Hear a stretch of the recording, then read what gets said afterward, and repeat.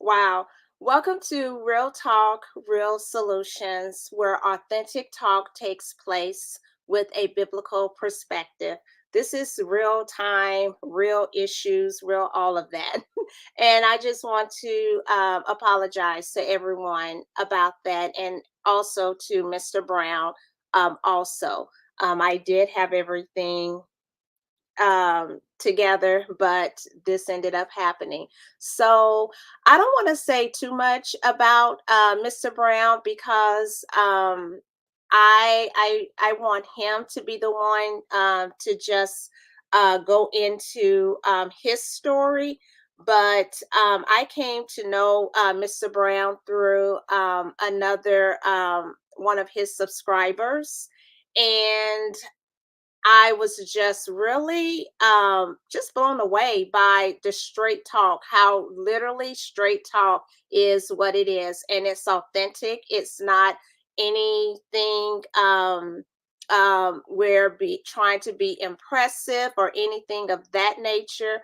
And what I also love is how he comes from the scripture and not even trying to tell you how you should be, but he lays it out there, straight talk. And so, yes, so I don't want to delay, and I want to bring on Mr. Brown. How's it going? I Hello. think there's one faux pas there waiting in a different room for the show. So I sent them the link to this one so they can come into this room instead of the other one. Oh, you did? Yes, Oh, so they're okay. coming. They're coming. Okay. Okay. So Mr. Brown, um, so I'll stay on kind of like how we are beside each other, some of the time, other times when I really want the point to be brung, through to people, it'll just be you. I look at what we're doing. It's This is not something when I looked at listened to your testimony, it was so many. I was just writing down so many points like, okay, I want to touch on this, I want to touch on that, because I know that it is going to be a blessing to those that will come across this way when we're gone from here, Hmm. and the impact, just like we see videos and things of people who have gone on and etc. And so I was just really like, oh my gosh, his testimony, it is so much and so real and authentic and all of that. And so I just want to say, please feel free to however, with sharing, please, don't hesitate or anything of that nature. So with that said, I'm handing it over to you. Well, it's kind of open ended. Is I don't know Okay, where you so want me to start with it. okay, Like so it. I'll help you. Okay, Okay. so let's introduce yourself. Okay. Okay. That I can do. Okay. Um, for those of you who don't know who I am, which is probably a lot of you, my name is Marlon Brown. I am originally from the Caribbean and I moved to the United States in 1996 for schooling and eventually wound up in the Northwest in Washington State, which is where I'm at now.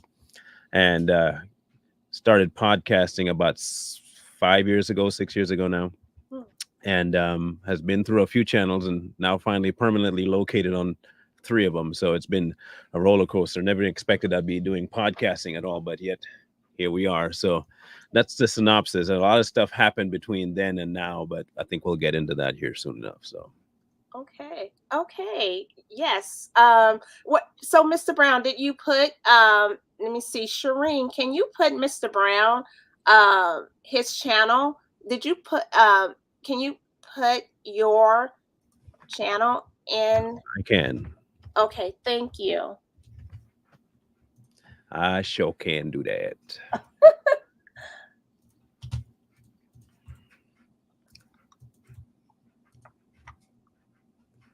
Here we go. Okay. So, Mr. Brown, can you start? I would say from listening to your testimony, just going straight there. Um, Hmm. it started at 7 years old. Would you say Yeah. 7 years? But I do want to ask this: was your father, was he a Christian, a believer Yes. before he? he he was more vocal than I was. that's that's where I got, I think, eventually broke out was from him. He was he did not play by the word.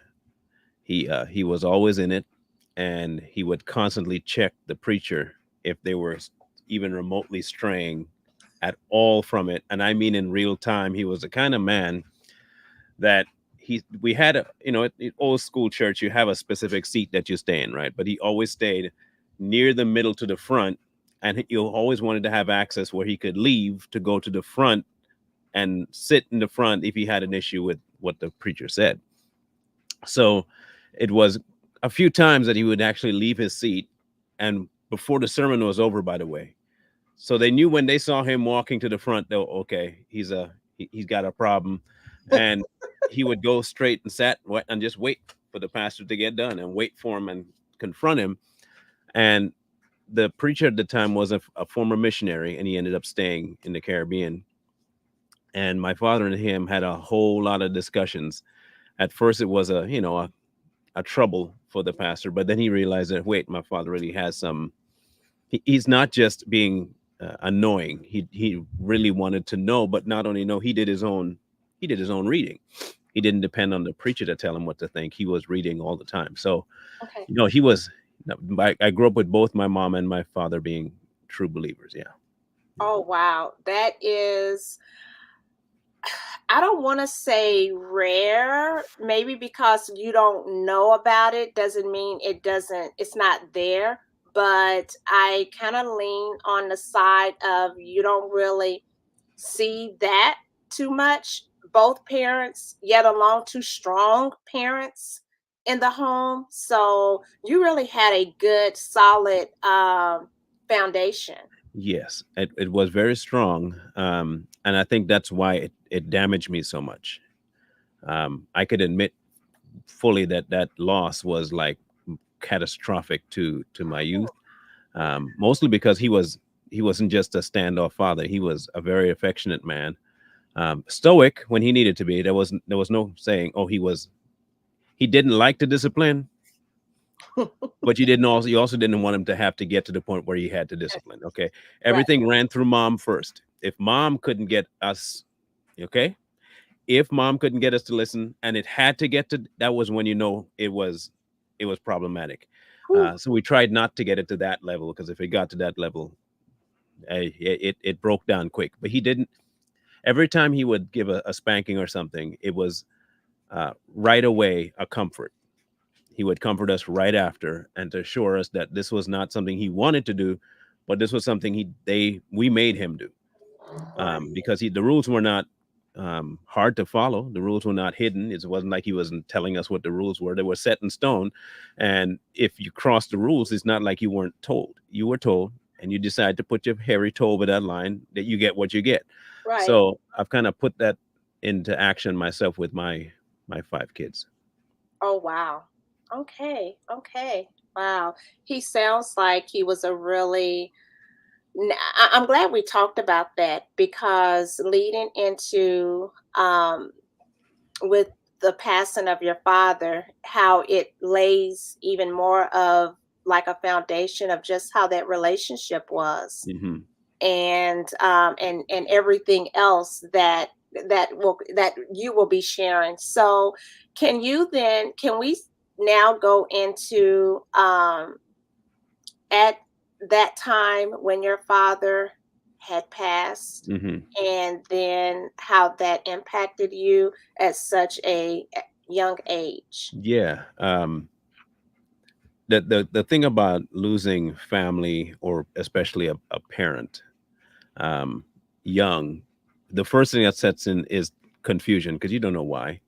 I didn't know why, but I didn't understand that he was gone, first of all, until, well, the phone call happened. We got a phone call late at night, that he had passed. And the thing is, at least for me, I can tangibly remember the room. I can remember the colors, the smells, the Mhm. where everything was in the house. I could visually see it even to today. Wow. And it kind of scarred that memory in there. Today, it's not a negative scar. Back then, it was a traumatic thing. I mean, I was in a dire state. I was pretty much 2 weeks. I just kind of shut down, didn't talk to nobody, didn't talk to mom. I didn't want to talk to nobody. And Right. I pretty much signed it up to that. God did this. And if God did this, how can he allow it to happen? And what exactly did my pops do? As far as I was concerned, the man was following what you were doing. How you going to just do that, right? Right. So from my life after that point was more of a stick it to God kind of life, but it wasn't obvious to my mom. But I went to church, I did what I had to do, but I wasn't my mind and heart that was signed off forever ago. So Right. eventually, it led to addictions to pornography and um, rebellion in home, and the biggest thing outside of the pornography was anger. I was a I don't know if you want to if I could call it this, but this is pretty much what I shape shifted when I got mad. I was a whole different person. My mom didn't recognize me. She said it felt like my soul left my body when I got mad. I was that vile when I got angry. Right. Um, but I understood why, because it was my only outlet for what I was feeling. I just couldn't categorize it verbally.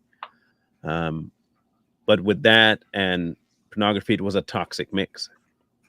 But I was also very good at not sharing what was going on and hiding. So people saw me as a, hilarious guy, or shy and but hilarious. That was what I was putting out to the world. Um, and I sang and I did all the stuff that you do at church, and I was a church kid, and that was good. But as I got older and became a little more independent, I could start acting more on my own volition and not have to worry about the mask. Mm. And eventually, it just came to where I was not wanting to be home. After high school, I went to work, um, and then finally ended up in college up here in America. And then that's when things just went just absolutely haywire for me. So Mm. that was a whole nother chapter of chaos. Right. Right. Right. There was a part that I thought was so powerful that I want to mention. And you said, what would, okay, during that time when your father had passed, you said that as a 7-year old, you were like, okay, I don't have anyone, to talk to. Everybody is going through. Were you the youngest out of your I was siblings? the last, yeah. You're the last. Hmm. Okay. So everybody is dealing with it in their way. And then here you are, 7 years old, and you're trying to, like, my dad, my best friend, my everything, just Hmm. all of that, and trying to grapple with that, with your emotions. And I really liked what you said when you said, with my mother, you said, I didn't blame her. I mean, No, yeah. granted, but and this is what you said. You said, you would say to anyone, um um that is dealing with a significant loss. You said, that, and I would even say, this could be for a not only a child, a teenager, if young adult, when they lose somebody that is very significant and close in their life, how it can still impact them in a very big way. But you said that, you needed someone to help you to process, the loss of your dad. Hmm. And you said, but your mother, and I thought about that, and I was like, your mother was processing the loss of her husband. Hmm. This was her husband. So, and also, the children, I mean, the father of her children, and what that was going to even look like, and Hmm. etc. And so you said that, and well, I kind of put to it how she had lost her husband, the provider of the family, the head, I mean, all of that. And so you said that you can't expect a parent to deal with such a loss and then comfort maybe if there's others, children um dealing with such a loss. And you said that how did you how did what did let me see, you said that dealing with something, oh, you said that a parent to deal with such a loss and then to comfort you and not give up something of themselves Hmm. and not lose their mind, she ended up choosing her mental state. Hmm. And with doing that, it allowed her to continue to Being be a able parent. to, Hmm. yes. And Yeah. I really, when I heard you say that, I was just like, I really like, I think that can really resonate with people, or to look at it in a different way. Yeah. Like, okay, your mother was dealing with this unexpected loss. This, yes, the children, with their dad, but I mean, he was there before all of you were come into the picture, and that was her husband. Yeah. Yeah. You They know, were they were that best friends they too. They weren't strangers to each other. Um, wow. they were really cool together to see interact. Okay, and it wasn't like a superficial relationship they had. They had great banter. The house was always funny. I'll Oh, tell you that growing up in the house was always hilarious stuff going on. My dad was a clown. He was a stoic clown, if you want to call him that. I'll give right. you one story. My sisters did karate, right? And he always thought that I could do that too. Now, mind you, he couldn't. But the man facade had to prove himself, and he tried doing a certain kick in the kitchen. It's linoleum, and you got socks on. You're going flying. So he went whoop out, landing on. But and normally he's like people might get mad. He was dying laughing at the fact that he was trying it. But that's the kind of person he was. It was always a fun time with him. But Right. my statement about that with mom was she realized that she still had to parent, Yes. but Yeah. she couldn't parent from an emotional standpoint because that's not how my father parented. Mm, She also understood that he was more of the one that kept things in line. Though she might have been the disciplinary, actionable person, we were more of afraid of him being disappointed than we were of her. And okay. so we crossed all the lines all the time and we got a spanking. But when it got to getting to where he was, it Right. was a whole different level of respect. And it wasn't that we didn't respect mom. Right. It wasn't that. It was different. It was just a different kind of respect, a more robust respect. And she took on that persona right after he passed. She became exactly what he was. There was no lines being blurred. It is what it says. You get one shot only. That's it. And I know she sacrificed a portion of herself emotionally to do that. There was no way you can possibly grieve properly someone that you loved and still be able to connect to your children and be both. You can't do both. And this is why I think psychiatrists try to help people with postpartum, and they don't try to get them out of the fact that you're grieving something. I get that in emotion and chemicals and all that stuff, but don't forget that you're a parent first. Mm, Okay, so right. that portion is fine, but you are a parent first. My mom had to make that flip, and I think mostly because she was such a godly person that it was easier, not easy, but easier for her to make that transition because she also understood she had a responsibility to God to raise her children. Right. Um, I commend her for it, and it wasn't until we became adults that we were able to she was able to convey to us where she was and how she was feeling and what exactly that relationship was like. And um, by then, of course, it's a little late to fully grieve. The grieving portion of time is done. She Right. still missed them, obviously, but she had to put that on the back burner for the sake of the kids because while she was aware of what death was, I wasn't. Right. Okay, and it Yeah. wasn't that she comforted me about his death. She was trying to get me out of that emotional state because there's no sense in harping on it. But at the same time, I couldn't let it go. Yeah. And so she was kind of stuck and she had to pick one. If she had decided to pick the other, the whole family would have collapsed Yeah. because chaos would have ensued. If order wasn't there, there would have been chaos. Right. Um, I recently that there's been another example that was brought to me, and I think I've told people before. I grew up playing video games all the time, and sometimes you find some really deep messages in some of them. And one of them was a character that had lost his wife, and his young son was about the same age that I was, you know, Right. and but he was so stoic in his approach to he didn't know how to be a parent, but he loved his wife. And Right. so the son took it to mean that he hated him because of how direct he was with him and very stern. And he couldn't do any wrong. If he did wrong, he'd be reprimanded. But he didn't understand that his father was processing the death way differently and was internalizing all of his pain. And he had to choose between being emotional or being a father. Mm. And they had a clash eventually. And the son blew up at him and said, "You don't miss mom." And he said, "Whoa, whoa, whoa, whoa, whoa. You grieve your way. I'll grieve mine. You don't get to dictate how I grieve. I am grieving. I just don't let you into my grief." Mm. And I think that was my mom. She never let us into that portion because it wasn't ours to bear. We were dealing with our own.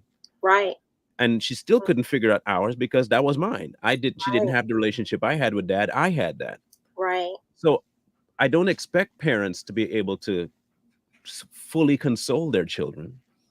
Um, and maybe I was an anomaly where I accepted that earlier on than most. My beef was not with mom. My beef was with God. I didn't hate mom for it. I hated God for it because I knew this much about God. He was in control of everything. That's what they told me. Right. And if you in control of everything, then this is on you. Yeah. This ain't on mom. You put mom through this too. So I hate you doubly now. You put me through it. You put my mom through it. This is like me and Whew. you ain't got nothing to talk about. Like we really don't have none to talk about right now. So Right. I lived the rest of my days as an avid hater, but I guess you could call it mockingly went to church. Hmm. And I would still go. Yeah, I wasn't doing much. It was action only. Yeah, Right. I'm at church. Okay, I sang good, whoop de doo. Oh, look, I got baptized. Oh, yeah, all right, it's cool. But I Right. didn't have any respect for God at all. Oh, wow. Yeah. Wow. I think and that's what I really so appreciate your being authentic because I say this a lot. You don't know how you're going to respond until something happens. And then you will know how you will respond. Hmm. And and so that's like I think about like my mother. She's deceased, and I was very close to my mother. And she could have passed on when I was in middle school, but God, and I didn't know how serious it was. And then there were a few other times where where something could have happened. But when my mom passed about 2 years ago, going on 3 years ago, it was um how could I say? Because yeah, it was tough. It was tough, and but I had always, prior up to that, I would beg God and say, "Oh God, please don't let nothing happen to my mom, not now, not during this time in my life, please." I just don't know if I can handle it. I don't. And I mean, and when can you ever really handle it You when never you're can. losing, yes, a parent? And because that's just, it's no other when you lose, or when your mom or dad, when they are no longer here. And so I felt some kind of way. I did. I did. And for me, I like to try to tell people, because this is what helps me, because I grew up where it was like, don't question God. You don't do that. He's God. Who are you to say? And I'm just like, but God can handle it. Do we really think God cannot handle our questions, our whatever it may be. And then I'm like, he knows it already. We're not, I mean, really think about that. Yeah. Why would you now with each other, we don't know. But with But with God, him, hmm he already knows. So I'm like, why am I going to try to pretend or not be real with God and whatnot? And I do believe, in those times that God is just so there. And obviously with your testimony and more of what you would be sharing, how he was just, so there. And oh, it didn't scare God off or make him like, oh gosh, I can't handle what yeah, Mr. Brown. No, no. And so I really appreciate that, because you just really don't know how you're going to be until these things happen. hmm And God knows, but we don't know. And so it's more for us to know than him trying to know. So it lets you know, hey, if you blow it, then it just lets you know where you're at. yeah, It just lets you know, I'm not where I thought I was, and that's okay. And God can help you through that. That's yeah. how I try to look at different things that happen in life. So, yeah. S- uh, so, um, so from there, jump into you mentioned as in a young adult, Mr. Brown. hmm And would you say that when you were still maybe trying to process, not processing at this moment, it's just like I'm angry and I don't care, I'm gonna do my own thing, that helped shape some of the decisions you earlier made in the young adult, as you were getting older, maybe you were 7, so then you're going through your teen years, and hmm then your young adult years. Um, that was probably the hardest portion of life to navigate without him. One, because I didn't know, but two, I always thought he'd be there. Okay, Mm, so yeah. not having him there was a lot of uncertainty about what I was going to be doing, who I was. I took a lot of my cues from my dad. Um, Everything he did, I was there.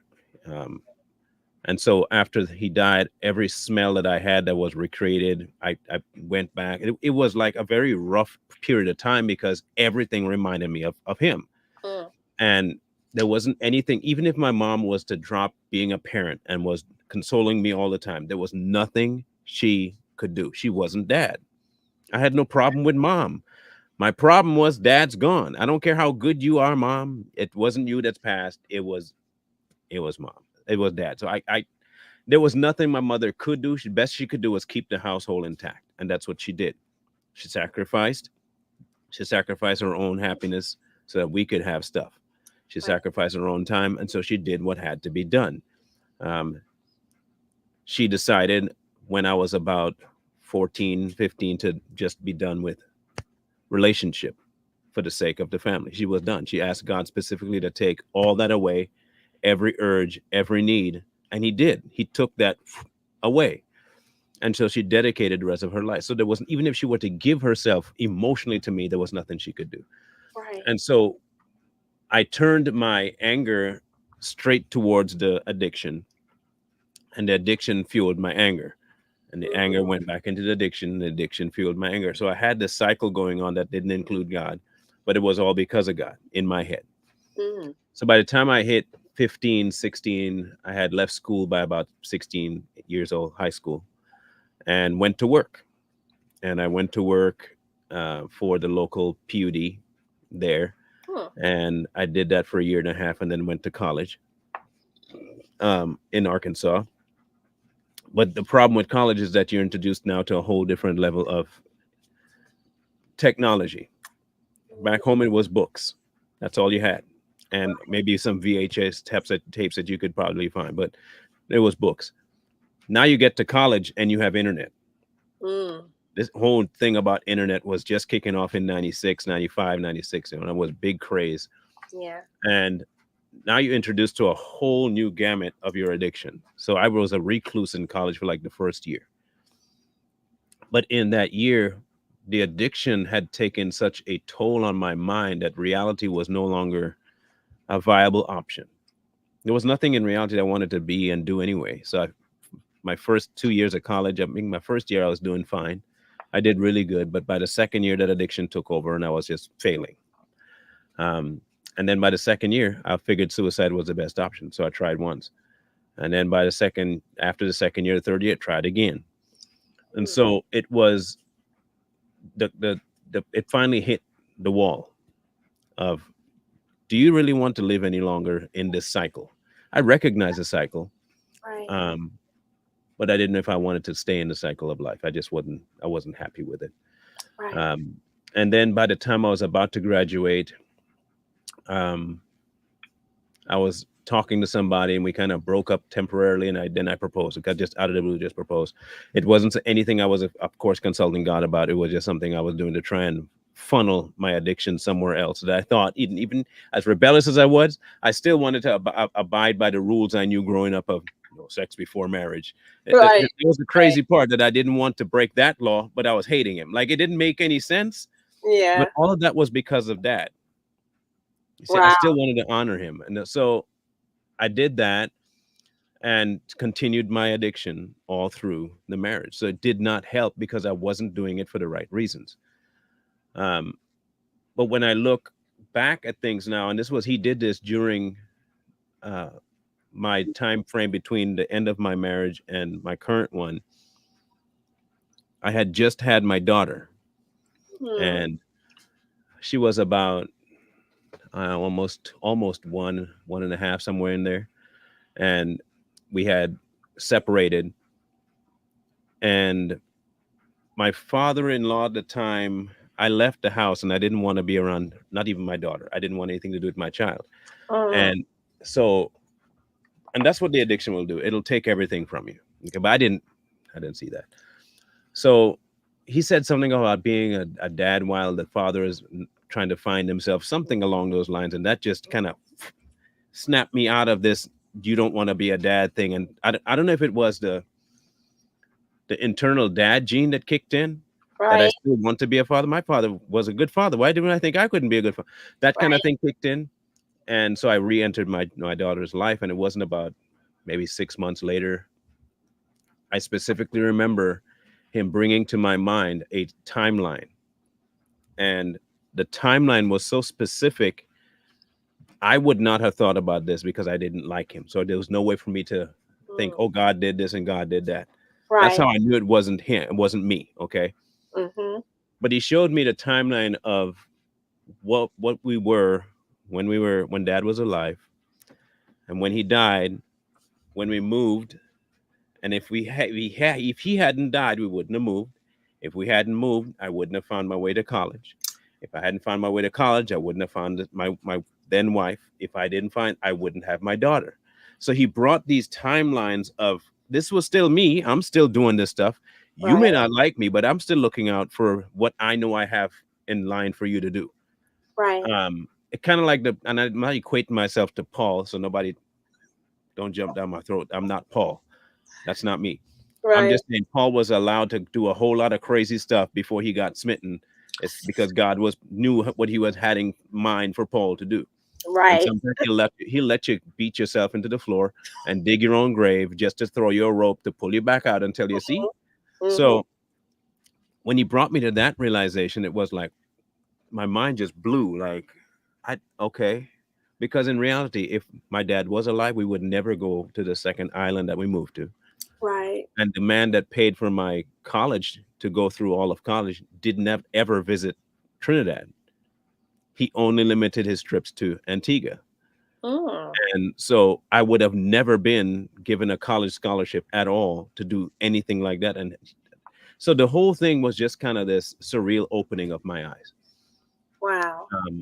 And after that point, even though he did all that, I still was not living the way I needed to live because that addiction was still too strong. Mm.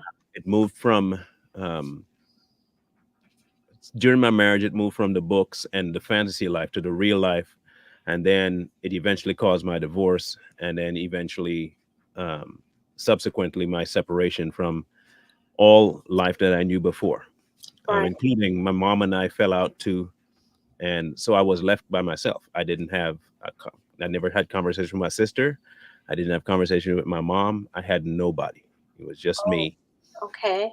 The only person I had to talk to was my daughter, and she was 3. So what am I going to talk to my daughter about, right?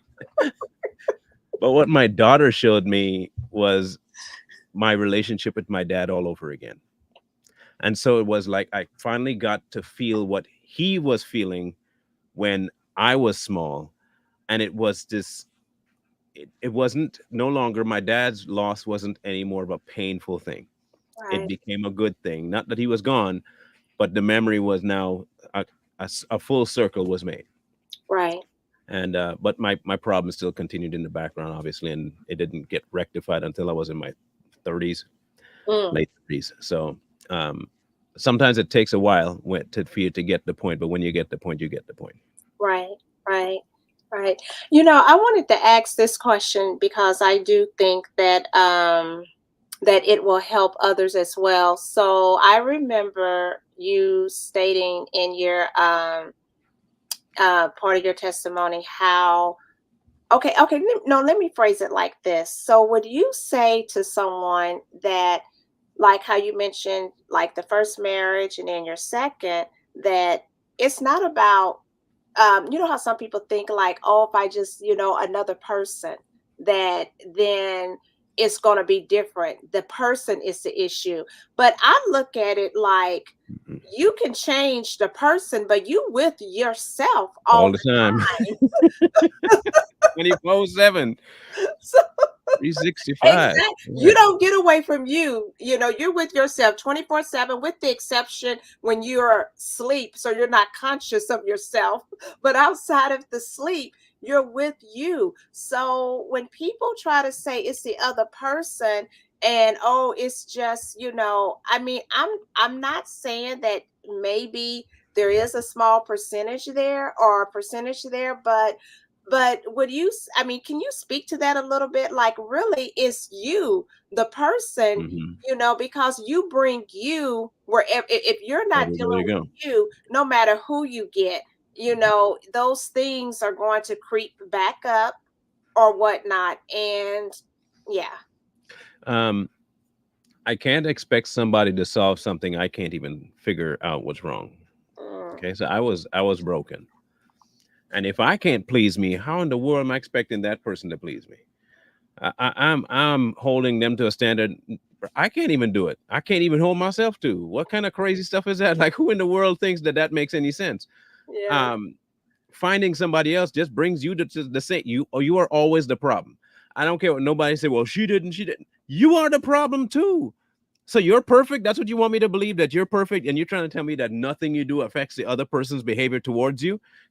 Just stop. Just stop. I was the problem. Yeah. She had her own problems, no doubt, but it's not my job to fix her problems. That's between her and God. Right. I wasn't fixing mine. And I know for a fact that I was the main culprit of it. Whether people wanted me to see it that way, I knew that much. And I could not blame her for anything. I could act like I blamed her. I could sure do that. And I did at one point. Um, but then after it was all said and done, there was nothing I could blame the lady for. I was the problem. Wow. In fact, I took that same mindset into my current, where if anything happened, I was the one that brought that whole spirit to begin with. Mm, If something happened on my wife's side, I was the one that allowed that spirit to get into the relationship to begin with. If I hadn't had that door open, right. that would never have been the situation, at least on my end. That's how I see it. I'm not going to speak for that person because I know what I did. And so I didn't blame her for it. She wanted the divorce, and I didn't necessarily want it, but also I didn't see a reason to be staying married if I'm going to be doing what I was doing. So I said, okay, we signed off. Um, could we have made it work? I don't know. Not in the state of mind that I was in. There was no way it was going to work. I was not. Um, I was not soul saved.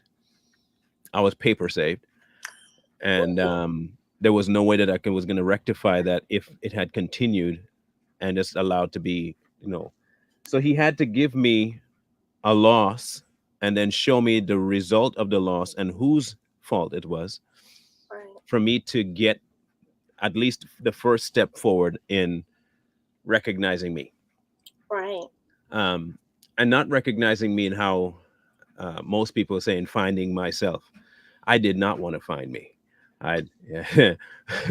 I got a glimpse of me and it's like I better stay lost. I ain't bothering to find this dude looks crazy. I don't want nothing to do with this man. He looks Right. something wrong with that dude. Right. So I tried to avoid me for a long time, but eventually he smacked me upside the head with me. Right. And I had no choice but to face the fact that, hey, listen, yeah, you've been using this excuse of your dad passing for a whole lot of stupid stuff. Okay, Yeah. let's get beat to some brass tacks here. You're not acting that way because the loss was really that impactful. Even though it was at 7, you're a grown man now. That excuse is out the door. Okay. Right. Right. And I had to find a spot where my brain was finally catching up with what he was trying to say. And that didn't really happen until something more cataclysmic happened in my life. And that event was the final for me, the final straw of lying to myself. Mm. Um, because for a long time I was thinking, okay, fine, okay, yeah, I'm a problem, but it's my problem. They happen to feel it, but it's my problem. No, my problem was affecting them, and I had to admit that to myself that what was going on with them was my fault. Some people say, well, you can't do it. Yes, it is my fault. Yeah. I was directly affecting this person's mental, spiritual, and physical well-being. Mm. And if my father's loss did something to me, what in the world do I have the right to think that my acting up isn't doing that to somebody else? Wow. True. So I had to get to that point of recognizing that I was the problem. And I did that with my second wife. And we have moved on to a place now where it is, I can't describe to you what God did. There's no way for me to break it down properly. Um, he allowed a lot of crazy stuff to take place. Mm. And the kind of stuff that would normally in my older days would cause me to just be legit with the suicide. And it did get there a third time after I had shoulder surgery with my second wife, you know. So I had just had this shoulder worked on and they were away for a vacation, but I was home healing.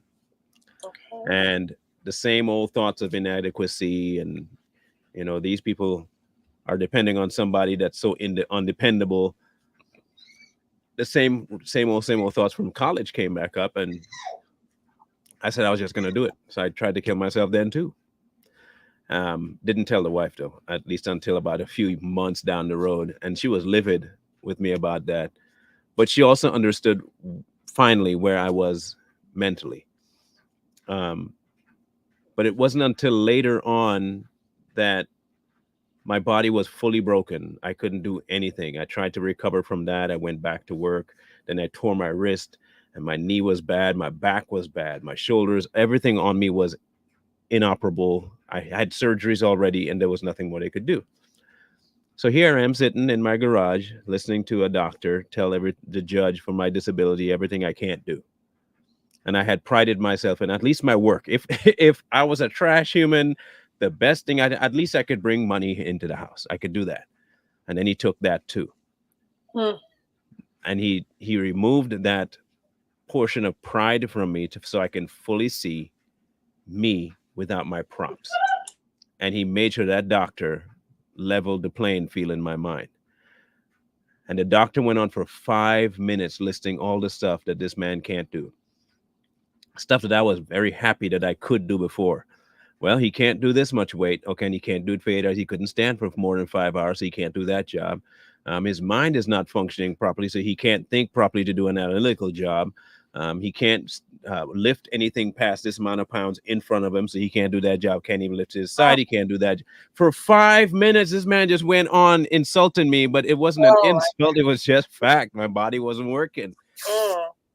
And I sat there in the garage thinking to myself, what good are you? And it was at that exact moment my wife walked out and she was talking to me, and I was like, "What good?" I mean, she's like, "That has nothing to do with who you are." And I was like, Ooh, but amen. and I was like, but, and all the buts was coming, but. And it was just after that point, I just kind of settled back and I thought to myself, okay, hold on. If that doesn't define me, then I have to find out what does. So I finally had to get honest with God. And I started doing that every morning. I'd get up. And this was just for me at first. I would just get up and record myself talking to him. But initially it was just like this, these random thoughts would be in my head. And I just set my phone without showing my face because I wasn't about to put me in front of the world. So I just faced it outward towards the porch, and it was beautiful sunset and sunrise in the mornings, and I would just sit out there and talk. And that eventually cascaded into me talking more and more and more. But as I did that, I realized that he was talking to me more than I was him. And that eventually became this. Um, Wow. I try to tell people that it's not, you don't get this, at least for me, I don't think God's going to call you and say, you are going to be a preacher and blah, blah, blah. And then you pick up the Bible and you know the whole Bible all of a sudden. And then boom, Right. he did. It's not Right. that the same way he did with Paul.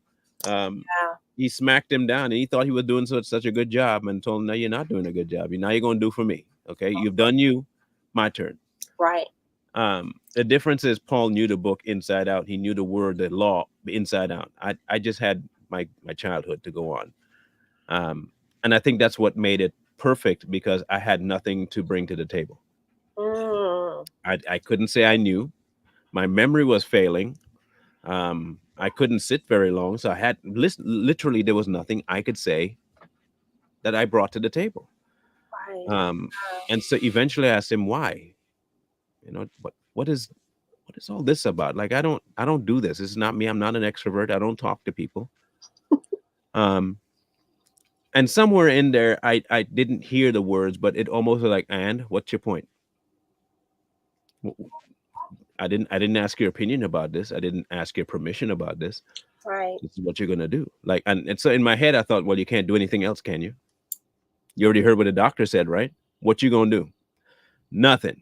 So sit down and let me do what I gotta do. Those are literally what I went through in my head. And so I told people from the get-go, I don't know how I'm going to do this because I don't know what to say, one, and I can't remember what I said. And that was the beginning. I just couldn't.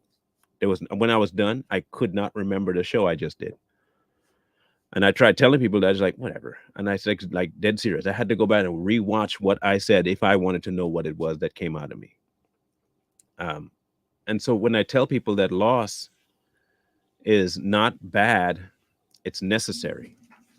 Mm. Um, you cannot, the same way that when we were lost, he had to send someone else from heaven to lose in order to get us back. It was necessary.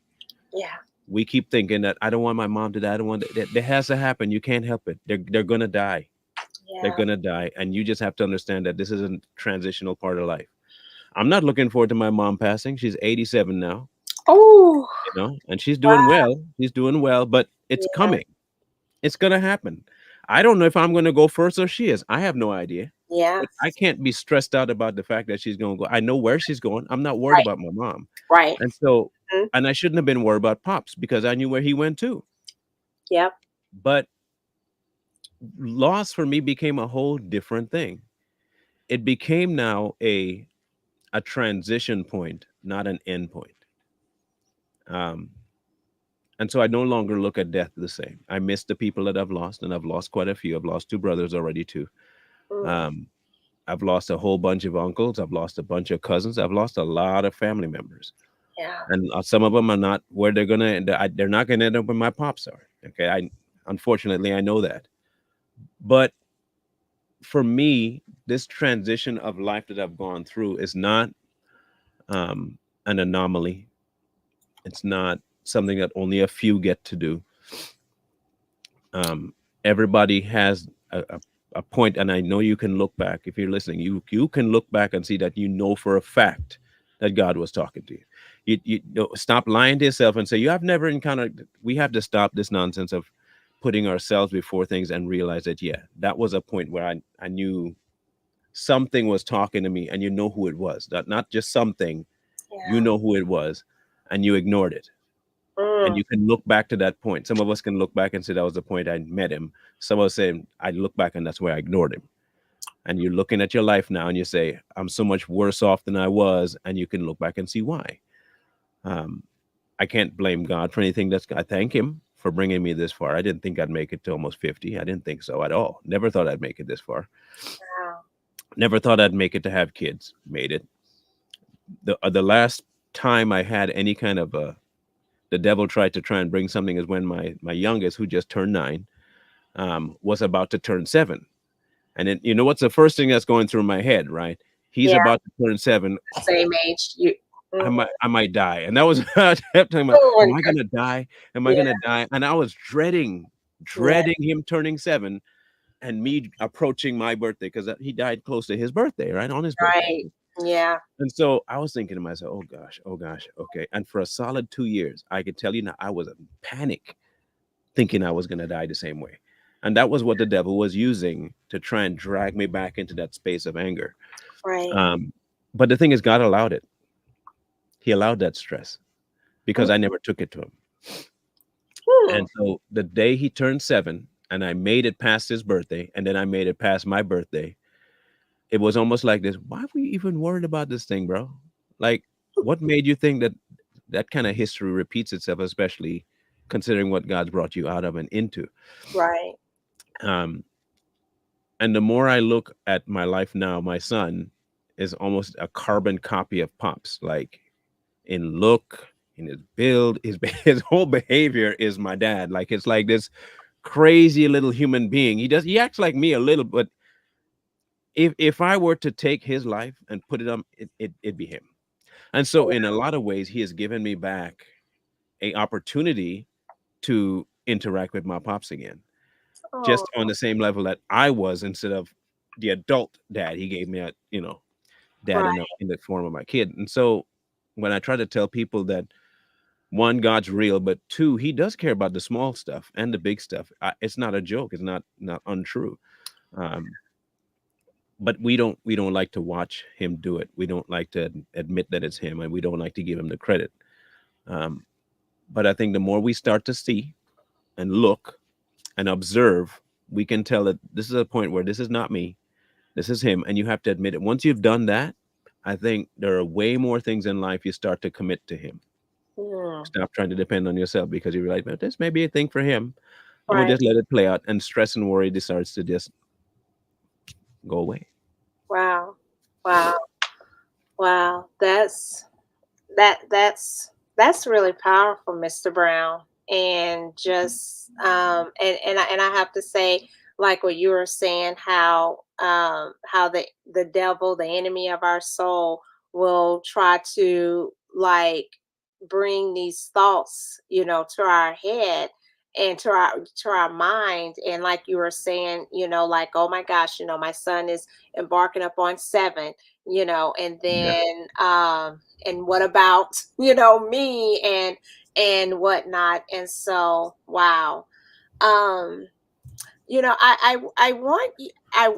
I'm trying to keep things in order in my head of how, the flowing, because it's like I said, there's so many parts of your testimony, and I'm just like, this is, oh my gosh, we might have to do a part 2. But the part I want, can you talk about this part, because I know that I'm sure that a lot of men deal with this, young men deal with this. And go and I know you've mentioned it kind of hand in hand, like the anger along with other things, Yeah, but the addiction. Yeah. the addictions. Can you talk about the pornography part? Yeah. That is something that really, I think, like, because like you were saying, just to say this really quick, it's one of those things that can go under the radar for so long, because it's not like a lot of, sometimes some of the other things, because you can be doing it and nobody knows. Yeah. It's Yeah. doing something to you for sure. So Yeah. can you talk? Yes. Can you? Yes. Yeah. Every aspect of that particular addiction touches on almost every drug you can think of. All the people that say, oh, meth is bad and crack is bad and all these really heavy drugs are bad, none of them, and I mean this with all honesty, not a single one of those drugs compare to pornography. The reason why it does not compare to pornography is that with pornography, even the world thinks it's okay. You see, meth is still frowned upon on almost every circle. You show up to work high on meth, you're going to get fired. You can show up completely aroused and no one's going to care. In fact, you go to a construction site, no one's going to care. You heckle a female after watching pornography, no one's going to care. In fact, they consider you less of a man if you haven't watched it. So it's not even like any other drug. It's way more pervasive, it's way more accepted, and it is extremely, I mean, extremely addicting because it's functioning on something that's innate to you. It's a natural part of who you are. You're built to have these particular urges. At a certain age, it kicks off. And then this particular thing gives you an avenue to engage with it and act as though it's supposed to be normal, which is why people accept it. The bigger issue is when it becomes so much of a problem that it invades on your day to day life. Um, the invasion at that point, for me at least, I'll speak for me, um, created a whole new aspect of life that I had to almost create something to facilitate it. It wasn't like I was using something to avoid it. I used it as my catalyst for everything else. If something that was required of me for time and I needed to be somewhere, and I was a stickler for time, mind you, I get nauseated being late. But if I knew that something was going to take place around the time that I normally indulged in it, I would move that event or cancel altogether for the sake of my addiction. That was natural. When I couldn't get to my addiction, I was angry. If it didn't get fulfilled, I was a absolute demon to people. So I say this to people that when you're in it, there are two signs you look for someone who is um, addicted to it. There are two major signs, and one of the big signs is aggression. Their anger is always brimming, and two, they're never on time, or they're always changing. You know, the event times or something. They can't make it here. If you can make it for later, I need to be able to be and do this. You can't tell me I have to be. I have to. No, I have something else going on. It's never. They'll never tell you what. Just something else is going on. Always something else. So that's the two signs you look for to find out whether or not someone's actually going through that. It's identical to drugs, but in this case, the anger is going to take forefront, precedent. I could not get a grip of it. There was no way for me to get a grip of it because I did not see the need to get a grip of it until it affected somebody other than me. I would advise you not let it get that far, um, because it may affect somebody more than you could handle, and in a way that's way more adverse than you might be ready for. Um, when it finally came to a head for me was when it affected my wife and her health and almost ended her. And at that point, it was a recognition that this was not just a me problem. This problem was so intertwined with her life because she was genuinely in love with me. And it wasn't like she couldn't separate a lot of things. And that became who I was. And it was detrimental to her. I would advise people not to get to the point where that thing becomes so important to you that you end up harming somebody to the point where they feel they're inadequate to the task you've given them and they feel like they should no longer be here. If you think it's not going to get there, give it time. You just haven't met the person yet that it will affect that way. It could be your kids, it could be your spouse, it could be your parents, it could be a friend. We like to pass it off as though it's natural. This is what I told myself: you just need to get married and you'll be fine. That's what I always told myself: just get married. Once you're married and you can actually do the deed, all of that desire will go away. The problem is, what I was then desiring was not fulfillable in marriage. The urge to be something and have something was natural. I then took that natural occurrence and I morphed it into something absolutely unattainable in marriage. There's no way I could attain the things I watched, the things I indulged in, the things I saw, the things I became addicted to was never going to get fulfilled in marriage. But I lied to myself and said, yeah, that's going to do it in marriage. Or after I was married, I'm just going to have to find multiple women to fulfill these acts with, and then I'll be fine. No, because I was not looking for the activity. I was looking for the euphoria of the activity, not the actual activity.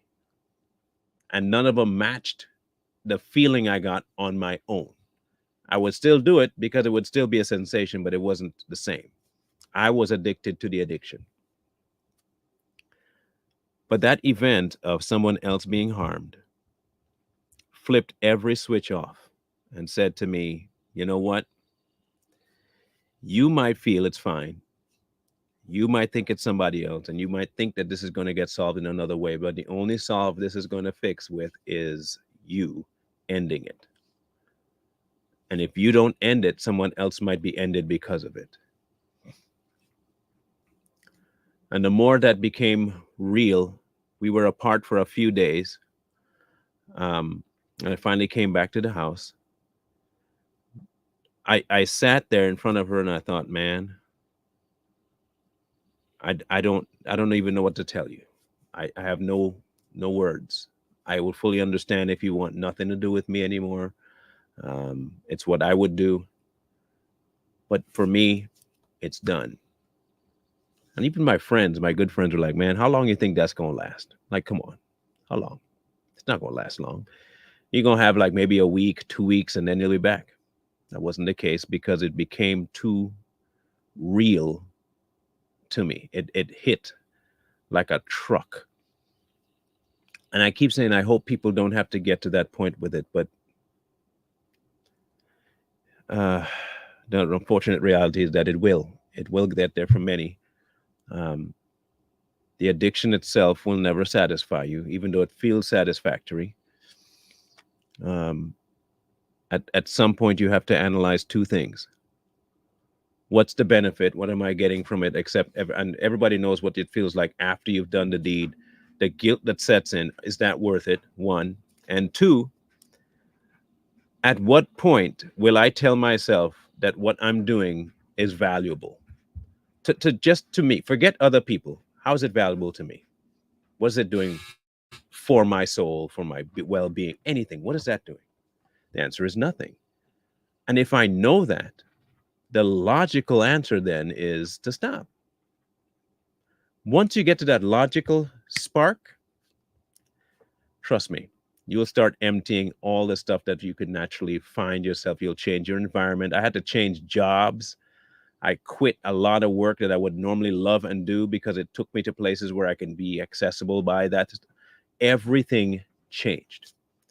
And then when God got that opening, it changed even further to bring me into a location where he was the focus now. That part, everyone has to choose. And if you don't choose it, don't expect a change. It's not going to be like wake up one morning and like, no, you have to understand that this is your choice. He's not going to force himself into a relationship with you. He'll create opportunity for it, no doubt. But I had to choose him. And the addiction has to lose to him if you're going to get over it. That's the way I see it.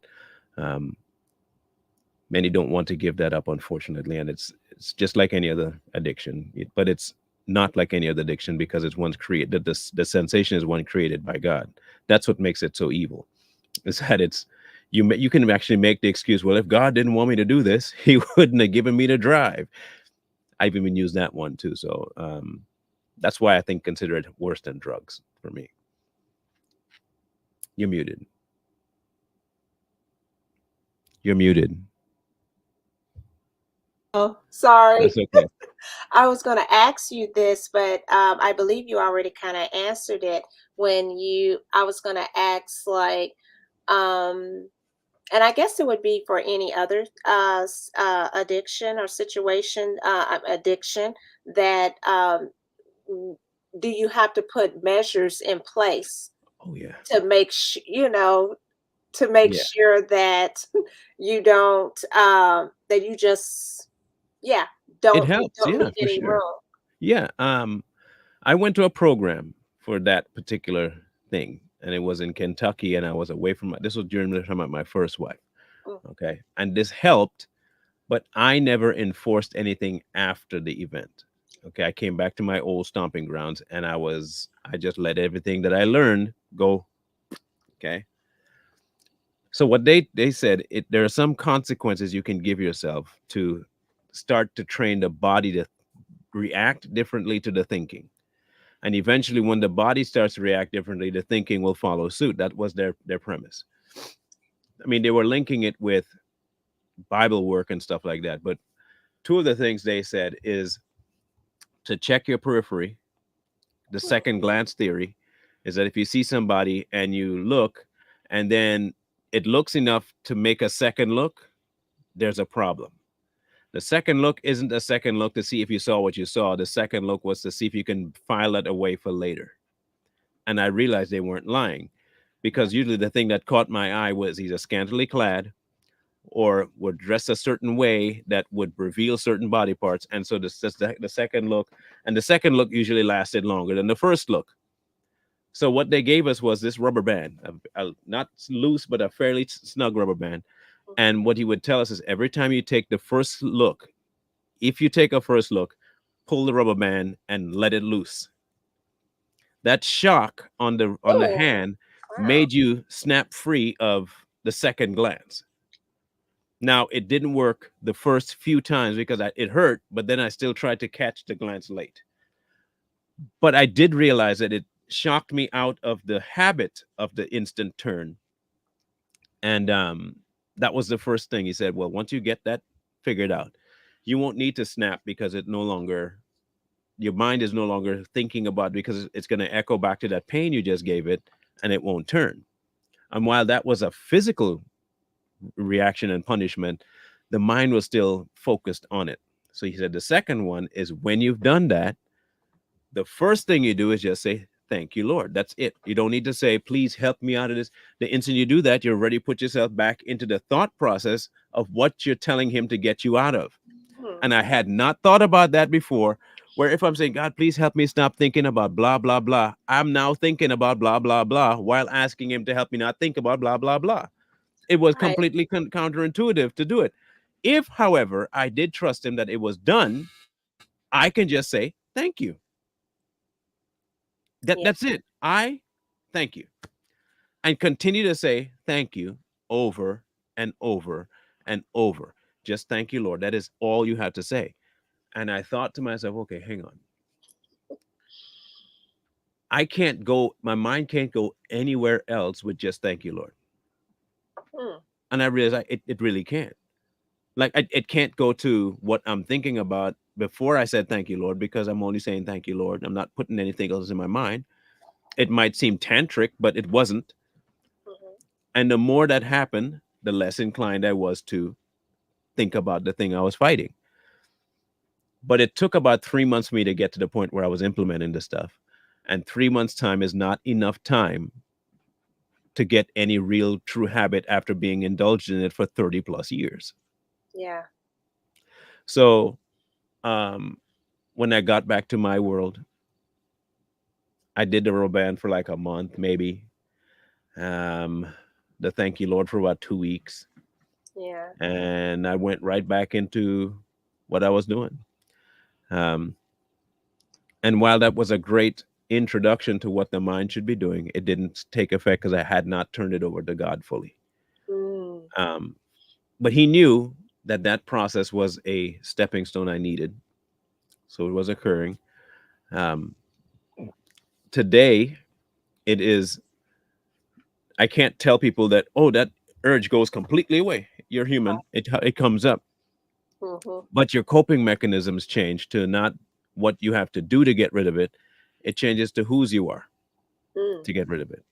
Mm. Once you understand that you belong to him, Wow. everything changes. Like everything changes. I'm not saying that the urge and the want to and the desire to do something stupid doesn't present itself. The devil wouldn't be the devil if he didn't present it to you. Wow. The difference is your handling of it is way beyond his league, but he's not going to stop. I mean, just to be honest, okay, we can say this about the devil. He's not the smartest individual, but he's smart, but he's stupid too. Because he uses the same technique over and over and over, which makes us twice as stupid when we fall for it. And when you realize how stupid you are to fall for the same stupid stuff over and over, you start to realize, why am I giving the guy this time of day when he keeps using the same stuff? How dumb do I have to be to keep giving him this? Right. And so he started to create a different viewpoint of my interaction with the devil.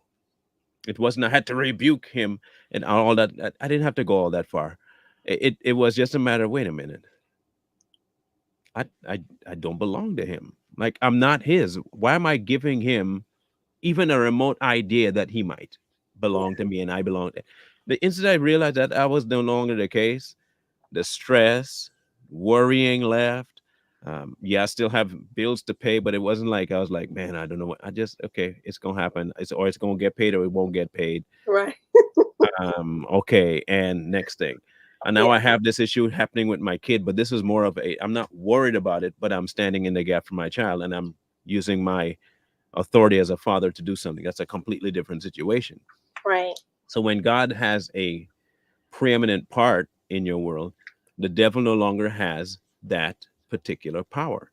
You realize he doesn't. He's forcing it on you to make you believe he does, but Right. you're giving him that power. And if I don't give it to him, he ain't jack squat. Okay. That's Like right. he's really nothing. Like he's just a little puppy barking in the corner and you a pit bull. Like what do you like you a chihuahua, bro? Like what you thinking you like you behind the fence, you're a chihuahua.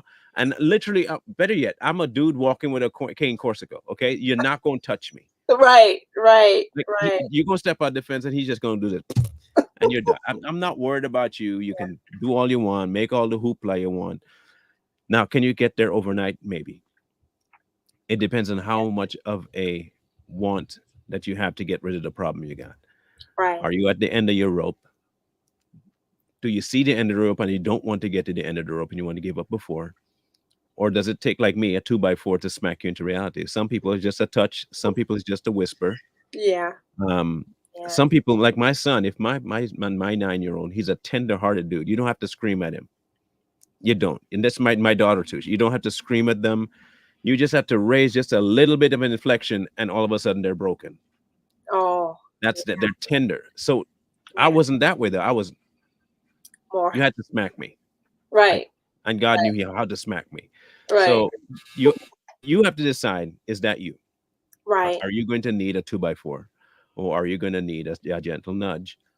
Right. But understand this: you have to understand why would he need to get to that point? Yeah. Why does he need to get to the point where he is having to smack you? Right. Just decide you don't love God or you do. Right. You know, Mr. Brown, it makes me think about how some people say that you have to experience it in order to really get it. Or I'm trying to think how that saying is, but no, you don't. You don't have to. You can learn from others. Mm-hmm. You know, and I'm like, Lord, let me learn from others. You know, It's much so better. Much better. that's so much better, you know. um and I don't know, I just like, oh Lord, you know, break me to no end. Maybe this is not spiritual, but I'm like, no Lord, if you can do it without having to go that route, I'll take it, you know. I don't know, but I thought when you was talking about the enemy of the devil, it made me think about this scripture. it's in Revelation, I think, where it says that one day we're going to look and we're going to say, is this the person that made the nations tremble? Do you know Hmm. that scripture I don't know if when it that's says that? if that's the whole statement of it. It sounds like it's close to what I remember. Let me see here. I have a way to find out.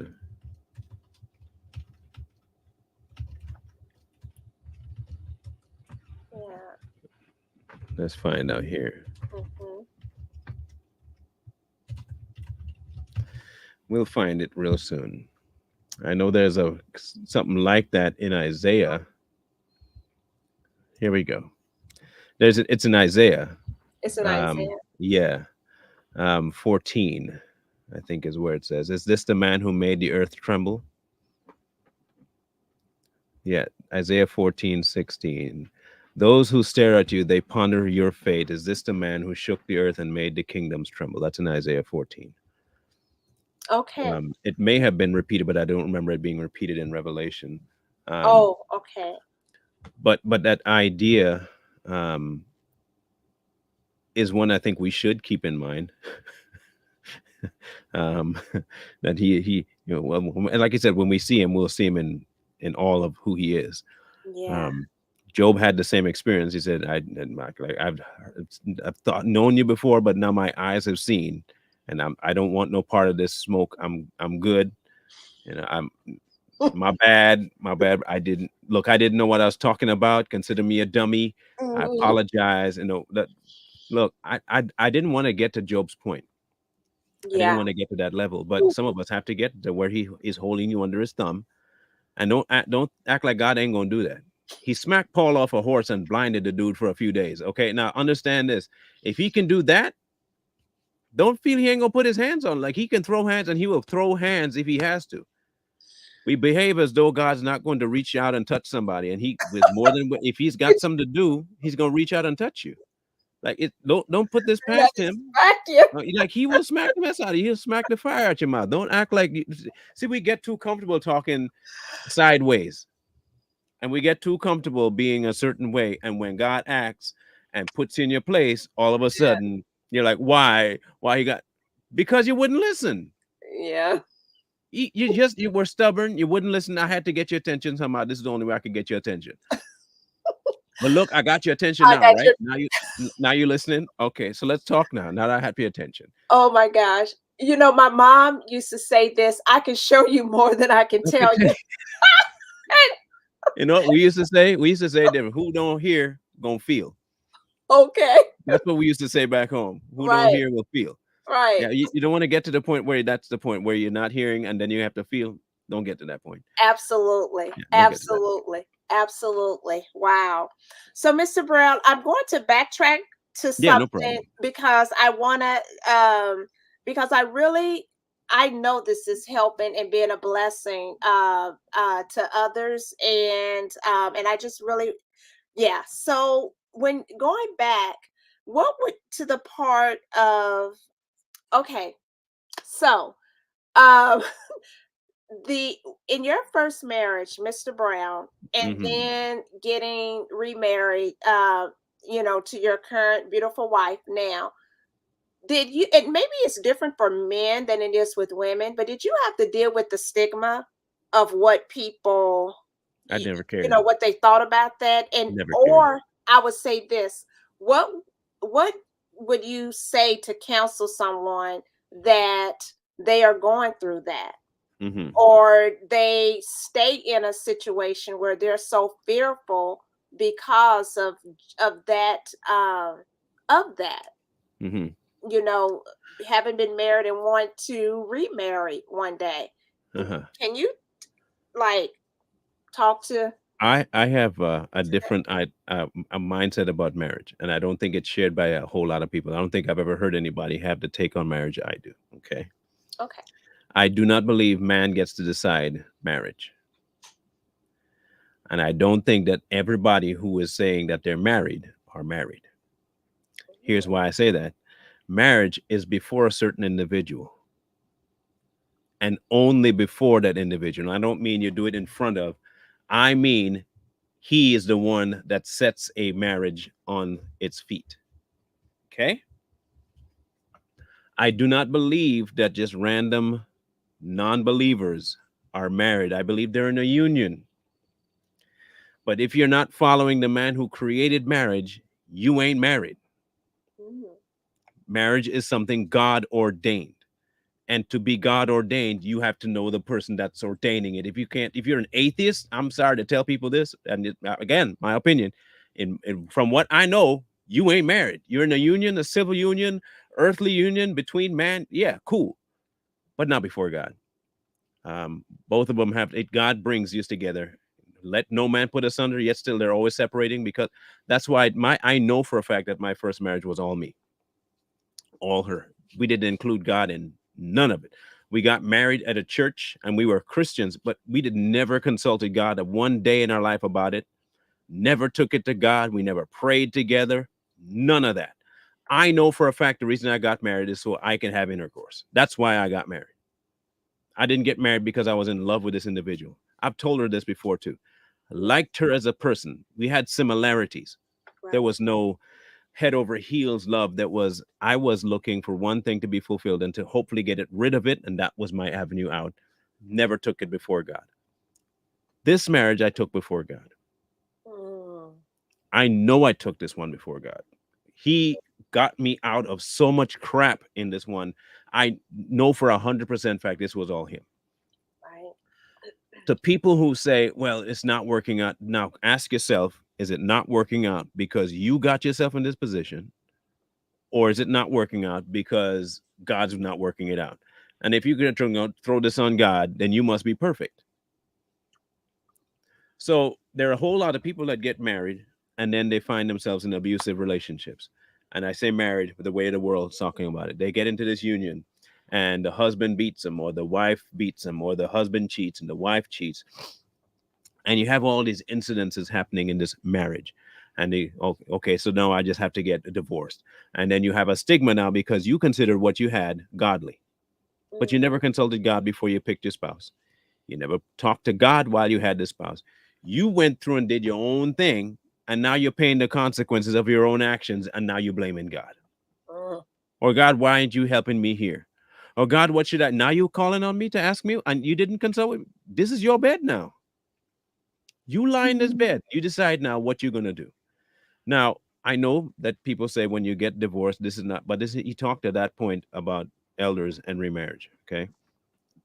Um, And in my world, I was not married the way God wants, which makes it a null and void issue to me.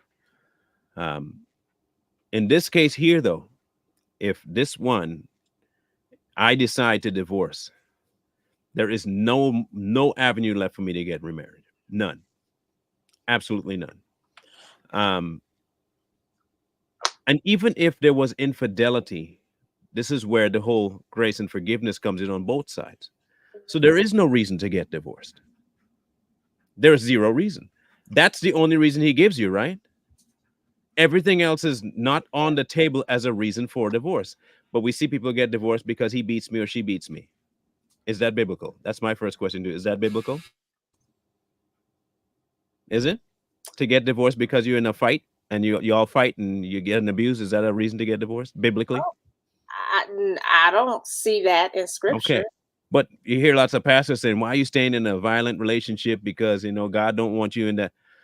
But we treading a very dangerous line. And Right. people say, you wanted to stay in an abusive relationship? Yes. Yes.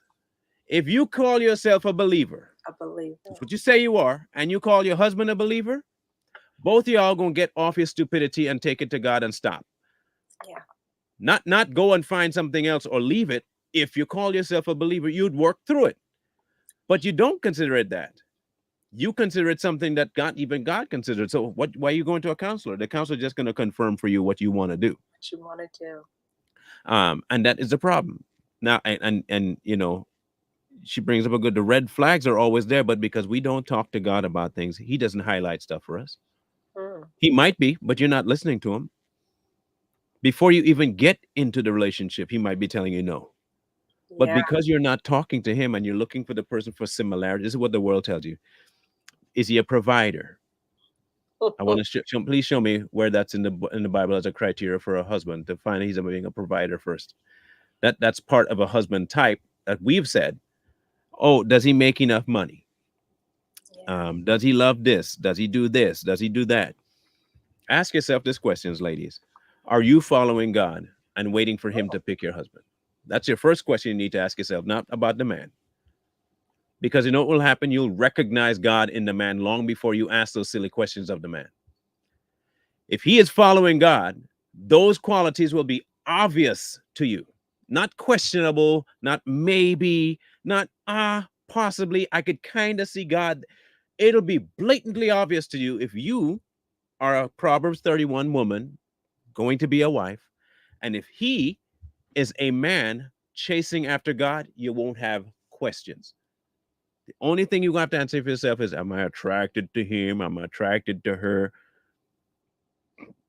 You know that God can flip any kind of switch he wants, right?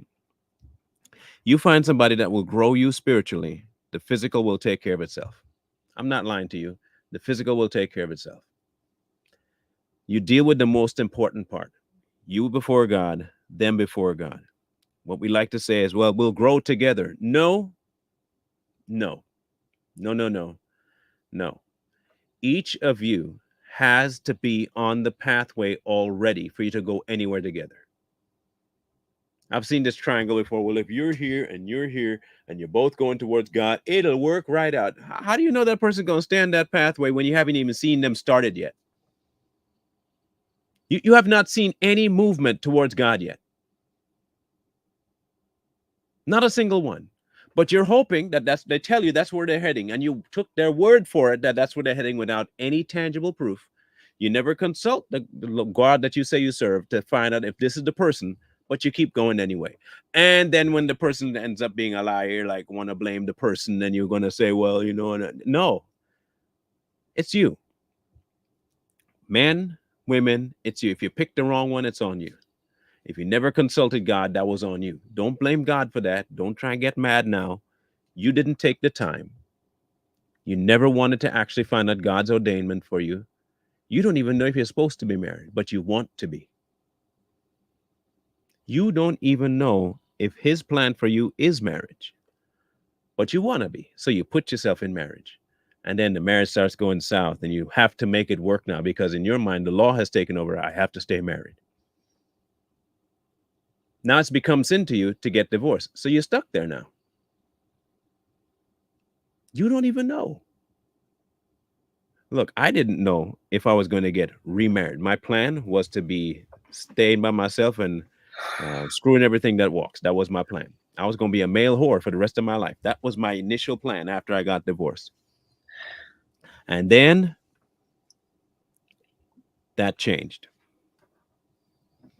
And it didn't change because I wanted it to change. I told you my plan was to do something else. He had a different plan. So I knew everything that's happened to me, I didn't want. I can tell you, I didn't want a podcast. That's what I ended up doing. I didn't want to quit my job. That's what I ended up doing. I didn't want to get remarried. There I go doing it. And it wasn't because I was like, well, fine, I guess I'll do it. The easiest way I can say this is this. A lot of us put our wants as though it's God's desire and call it God's will. It's not God's will. You take your plan, you transpose it, and you hide it under the guise of, well, God wants this because he wants me what? Happy.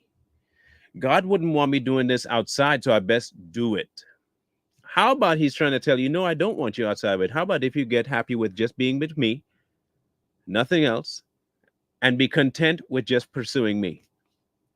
Nothing else. What happens then? A lot of the people I've talked to, I've not quite a few of them that have a successful marriage, were not planning to have a successful marriage. They were planning to be single. But they painted their lives all the way to finding God and what his will was, not for their life, just what his will was. And he ended up bringing two people together, and it became this amazing union because he brought somebody that was on the same mission to get to know him, and they went to find God together. They got to know his will together. We don't want that anymore. It's almost like we have to have things our way and then call it God's way because it fits us. Oh, now, yeah, God, you know what, God, that's a good idea. I'm glad we thought of that. Yeah, yeah, no, no, for real, God, for real. No, like I was gonna pick him. I'm glad you picked him too. Did God pick him? Yeah, God, you know that girl, man. I'm glad she's good looking too, because I would have picked her too. And then you say, well, we're not all the way compatible, but we're okay. The compatibility has to happen spiritually first. If it doesn't happen there, it's not going to happen anywhere. That's the way I see it. Wow. Mr. Brown, one of the just in doing some reading and even on that topic, my question had been, where it says what God has joined together, let no man put asunder. And so I was like, it says what God has joined together. So my question was like, so is all these marriages, obviously we know that, because why would it say what God, you know, has joined together? Wouldn't it say something else? Because God, words have meaning. Uh-huh. And God is not trying to throw no, say this and say something different, but it says what God has joined together. Let, Hmm. you know, let not man separate. And so, So are we saying that God has a 50% fail rate? The church has a 50% divorce rate. I think it's actually more like 55% now. So are you trying to tell me that God, in all his wisdom, has allowed for a 55% rate of divorce and failure in something that he put together? I hope you realize what you're saying about God when you say that. Okay. mm, If you are trying to tell me that all these marriages are God ordained and they fail 55% of the time, the only assumption I could make is that God don't know what he doing. whew, And since I know better than that, that must have been a you problem, not a him problem. I can only assume that he didn't put that together. wow, wow. Okay.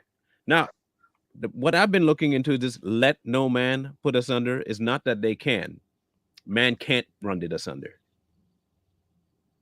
The same way you can't pluck, you can't rend it asunder if God put it together. But for some reason, we think, yeah, he's fine with that. No, no, no, no. He didn't put it together. He didn't put that because you never consulted him.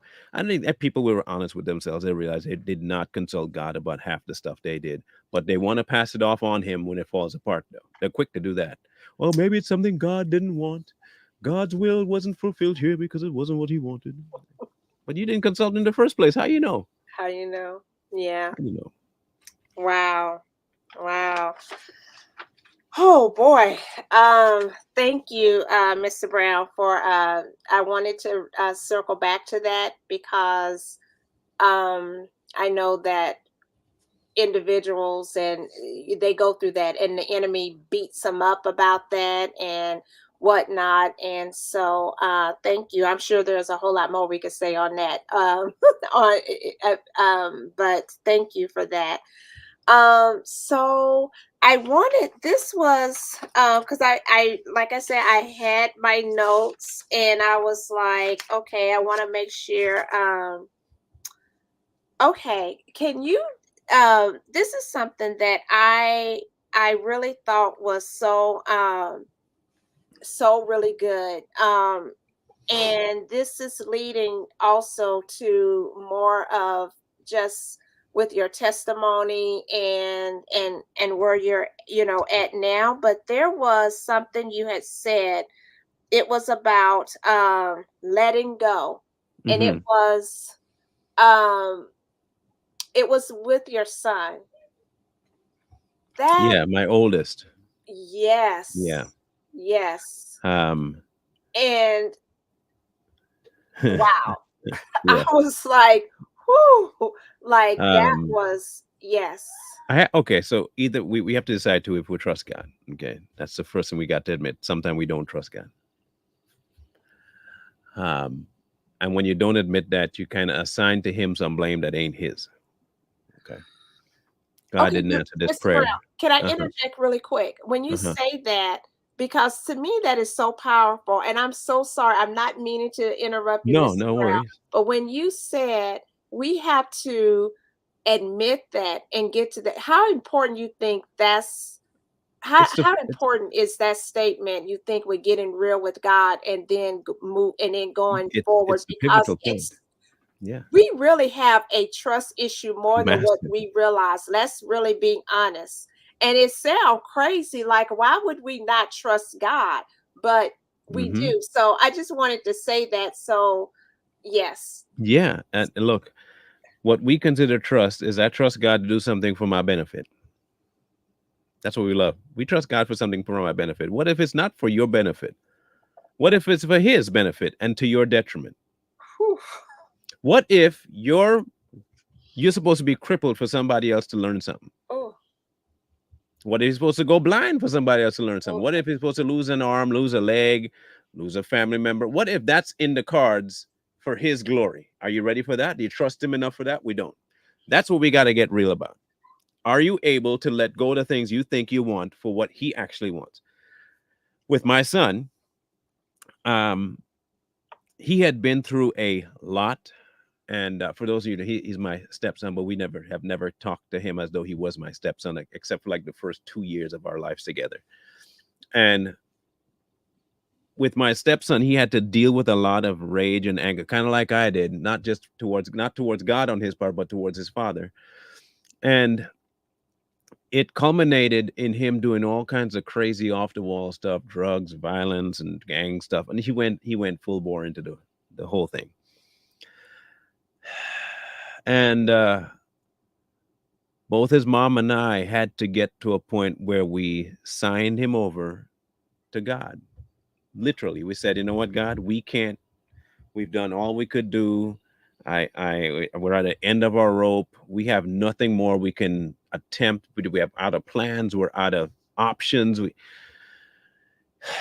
I'm done. I'm done trying to fix. I'm done trying to help. I'm done. Granted, it came from a place of being fed up as well, and I could admit that.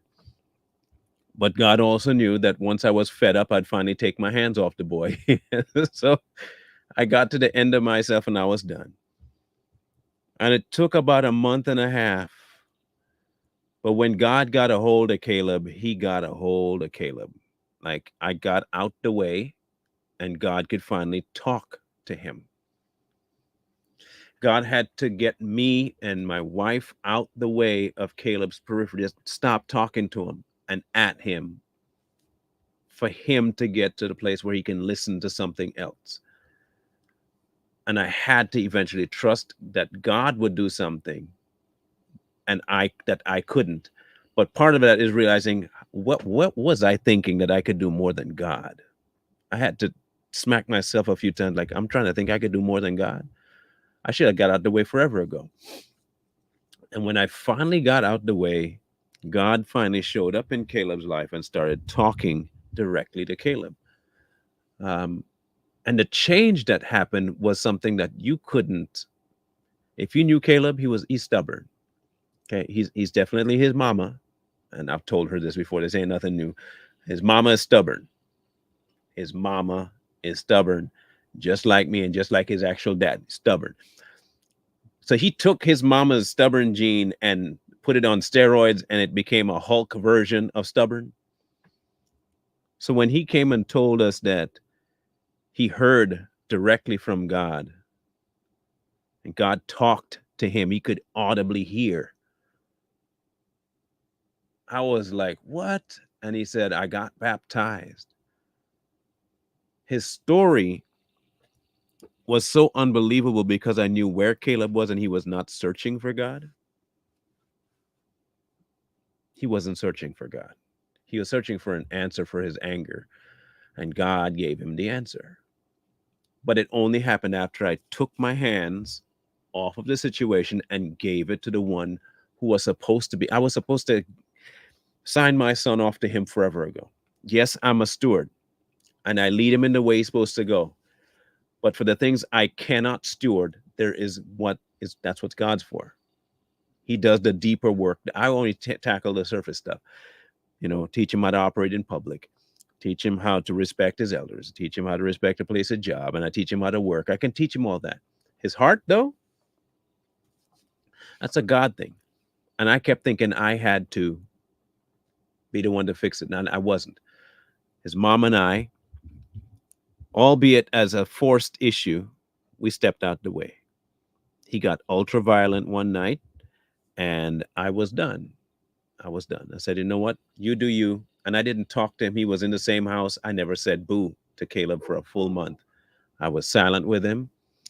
And when God finally got a grip of who he was, gripped him, he sent me this long, I still have the letter, long letter, and apologized for everything, all his behavior. And just, he went back years he went back and remembered and this and that. And he kept coming back, and he apologized and asked me to forgive him. And it was like this beautiful moment. And Caleb had never done that before. It proved to me that somebody else operated, and it was God. But I had to move. And in order to move, I had to trust that God knew what he was doing. Because if he says he's God, then obviously he knows what he's doing. And if I didn't think he would know what he was doing, I don't think he's God. I had to come to myself and say, okay, in this arena, God, I did not believe you. I did not trust you. And I repent of that. He's all yours. Do what you got to do.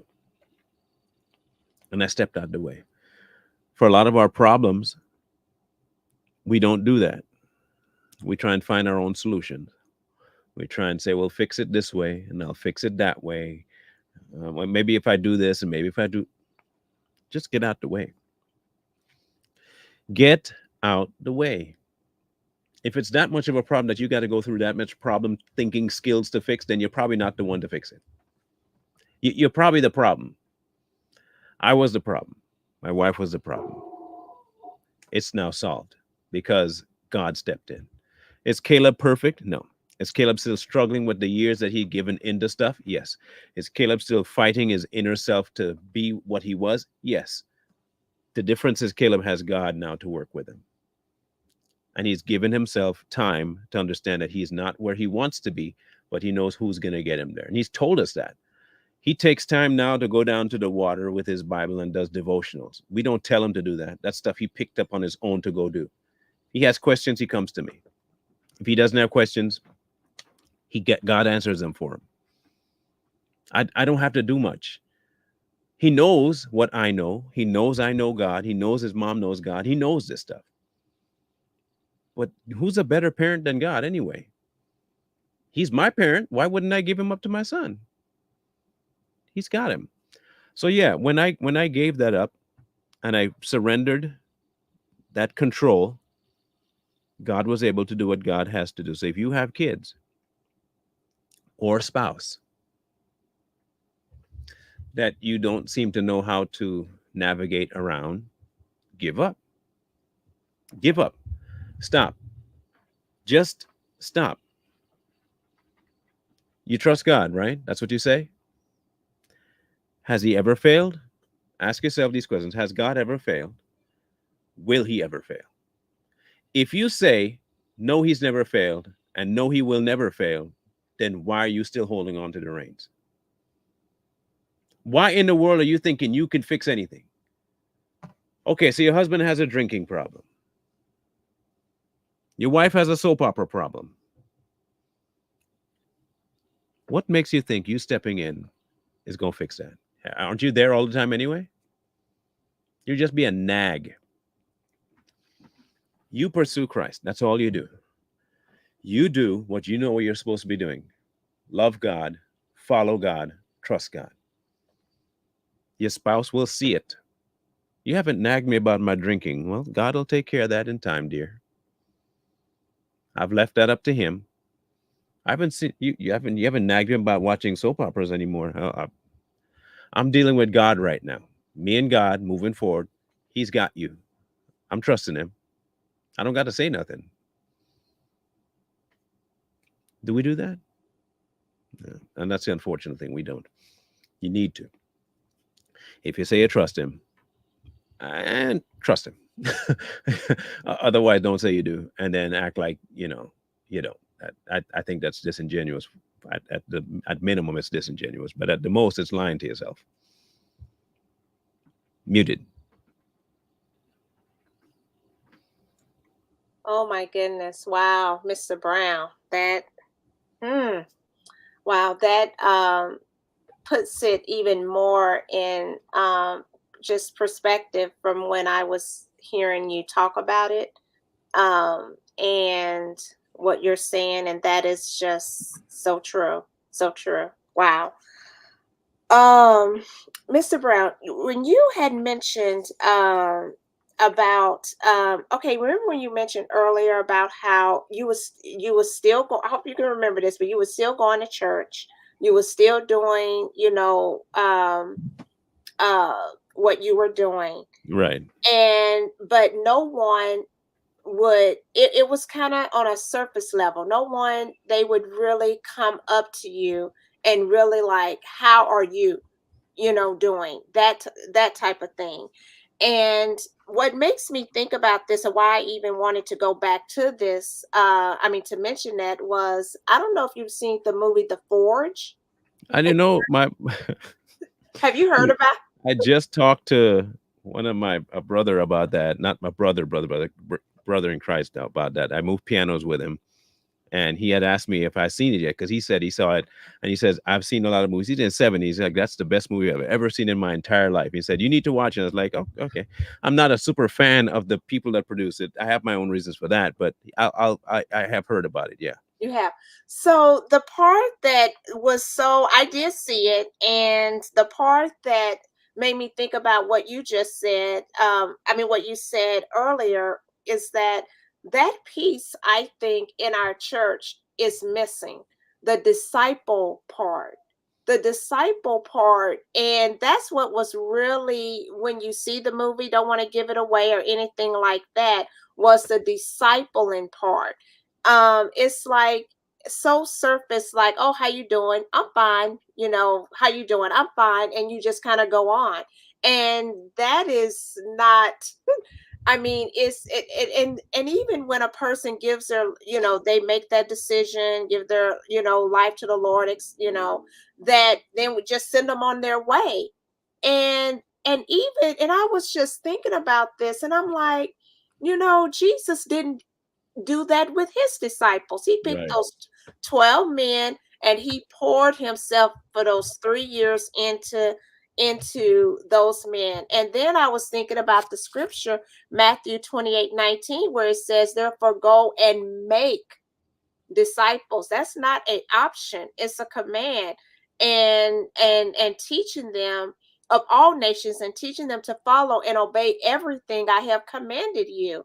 And I was like, every believer can be a disciple. It's not like what you think about, like, oh, it's just for pastors, or it's just for, let's say I come a young lady, and I can teach her what I know. I can tell her what I know, and just where I'm at. But I was like, that part of discipling is, I just think it's missing. And a lot of people are just going under the radar, and dealing with so much stuff, because when you're doing discipling, you're, from my little bit of understanding, you really got to get involved in a person's life. And then there's that accountability, and a whole lot of other things Hmm. that comes along with it. And so, Well, most people don't like to be transparent because they're afraid of what people say about them, and that's a human thing. Um, sure. but the other thing is, nobody really wants involved in your life. They really don't. Let's just be honest. That's not what churches become. Churches become about feeling good. And if you don't feel good, then you're probably doing something wrong. So don't come to church. And if you don't come to church, at least to make me feel better about myself, then why you coming? Which is why they don't like to get into it. Like for years, I've been trying to kick off a male class on a Sunday morning and Mm, churches for pornography addiction at church, right? This was the answer I constantly got. That is too heavy of a topic for Sunday. wow.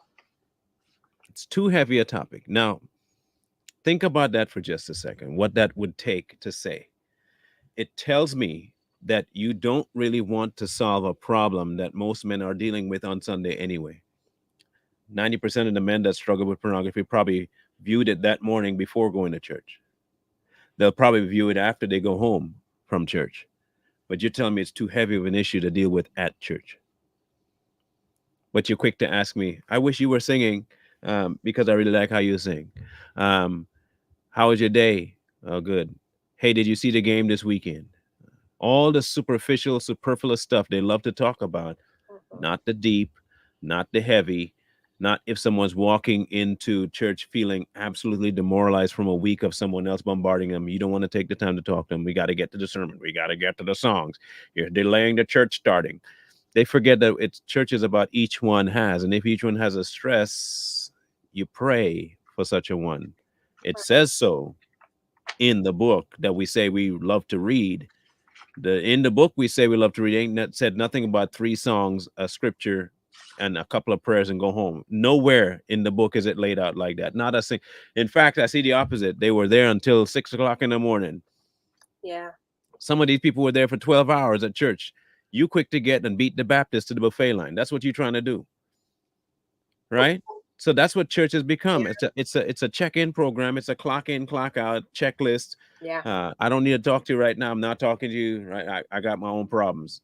Well, Mm. that's what we're here for, is to bring to each other, to lift each. Yeah, but I don't have time for that. I gotta get some. And you only find that in small groups. The whole church is supposed to be a small A group. small group. And so no, you're not gonna find honesty in the church anymore. You're not. The church isn't there to build you up anymore. The church has become a place for perfect people. Hmm. Wow. And so if you're not perfect, I don't need to talk to you. Or you're coming to get your blessing. And you come in there and you clap your hands a couple of times and you stomp your feet, you dance, you shake your booty, whatever you call it, and you put your hands up and you get all happy.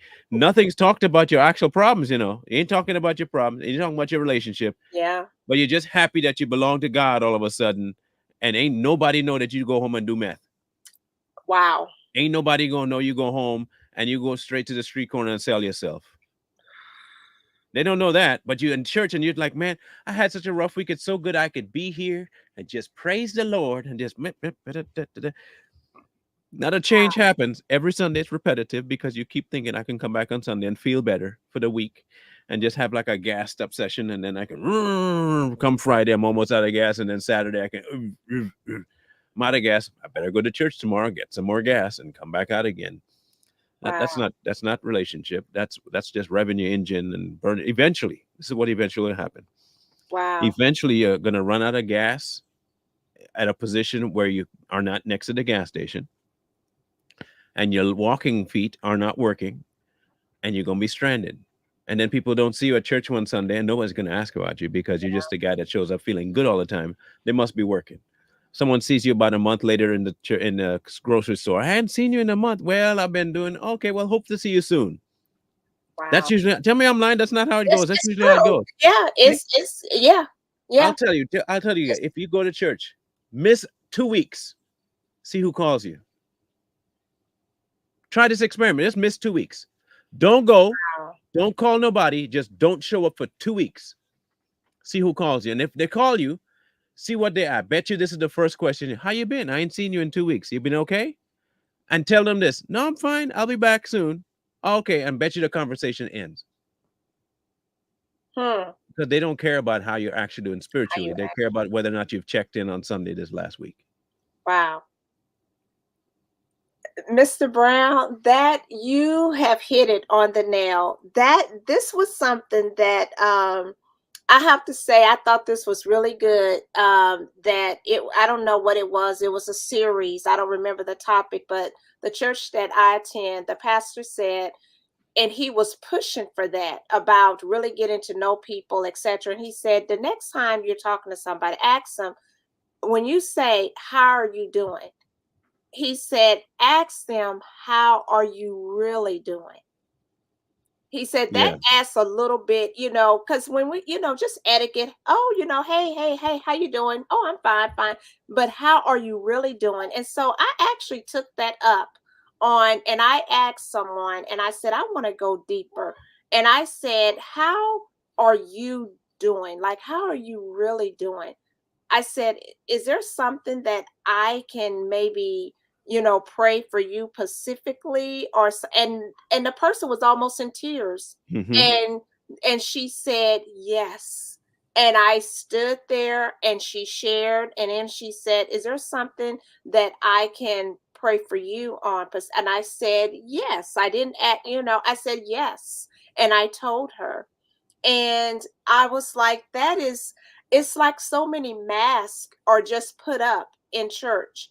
And it's so sad. And as you were saying that, I was thinking, okay, let me see in the Bible where examples. What about when Jesus he went to the well and he just went straight there? Where's your husband? Go get your husband. And thank goodness the lady was like, I'm not, and he went, I'm not married. I have no husband. And Hmm. he said, yes, I you have know. spoken well. He said, Hmm. you've been married, and he went there, and other, Jesus, he was about relationship with people. What I see in the scripture, not any of this um superficial stuff. And I really like what you said, because it's the truth. Where I've heard people say, like, oh, church is like a hospital. I'm like, no, church is like for perfect people.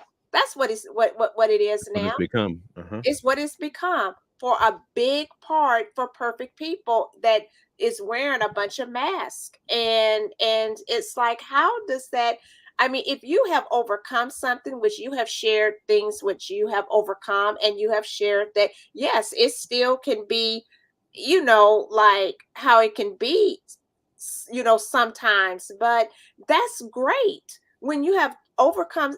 People want to see that, know that part too, that wow, there's hope, this, etc. But also people want to know, I think one of the things the enemy uses is to make people think that they're alone, that Yeah. you're Yeah. that is one of the, the make you think, nobody else could have gone through this or think like this, or whatever the case may be. And when you don't share those moments, it really, it just really doesn't, in my opinion, it really helps people, and how it should be. So Yeah.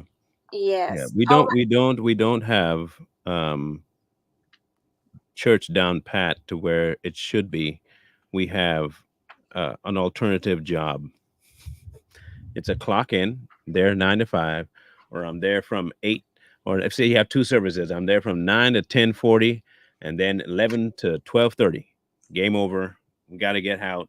Peace, and we're out. I got to pick up the kids. We're out. Everybody's happy. Hey man, it's so good seeing you today. Yeah man, wow. What are you doing this week? I got this job. Oh cool, cool, cool. That's it. yeah, Or that's they expect you. Well, I have one or two people that I connect with every once in a while, and even then you don't do it. Look, I'm guilty of not having people to connect with. I do. um and I admit that my schedule is real hectic, and I don't, as much as I love the church that my kids attend, because the youth group is really strong with them. I don't go there for edification, and I can admit that out loud. I don't go there because they have something to offer me spiritually. yeah. I simply don't. I know that they have many deficits on that end. They're growing further and further away from the connection that they should have with each other spiritually, to something a little too close to work. And I'm also not the voice to say it to them. They're not in a place where they can hear me say it. Right. um, I'm still looked at as the person that I sing. That's all I'm for. Well, we need you back because you sing well, and we want you to be able to sing on this song and that song.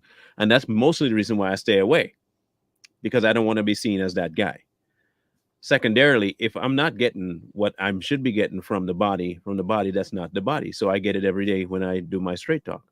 I get way more out of that than I have in any church service.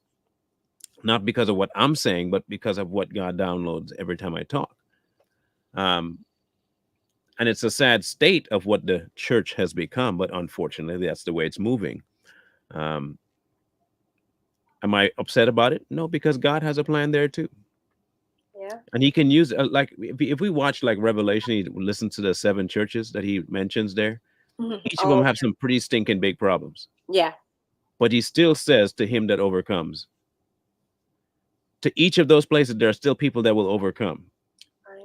There are people there in those places who are not as in a location where they are functioning as the church, but there are individuals within that that will be saved from it.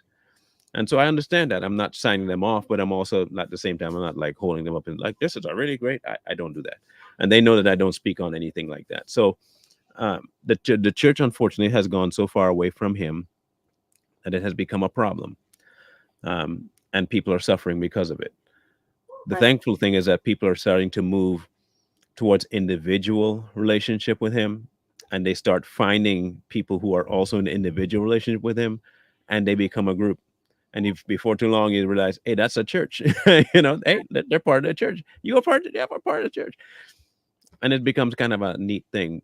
And I think that's where it's going to end up going. We're going to start moving away from the buildings scenario about from this meet and greet social club thing, and we'll start finding this organic, the way it should be, start to come to the top. Yes. Yes. Yes. Wow, Mr. Brown. Like I had was thinking in my mind, I'm like, this we could go on for this is I feel still feel like we're just scraping, of The just top. yeah, Yeah. exactly. And we can definitely And do a part two. That's not a problem at all. we can turn this into a part two. Yeah. Yes, I think we should, because I don't want to rush through anything, due to time. And I so appreciate everyone who has been sticking with us, etc. Um, so I guess at this, I want to ask, how can you, or maybe I'll save that to, I'll say that for part two. I'll save that for part. Okay. I'll save that for part two. But I do want to, let me see, two other things. Three other things. I do want to say, if all those who have joined, if you have any questions, please put a Q there. If you have any questions for Mr. Brown, for you to go ahead and do that if you haven't already.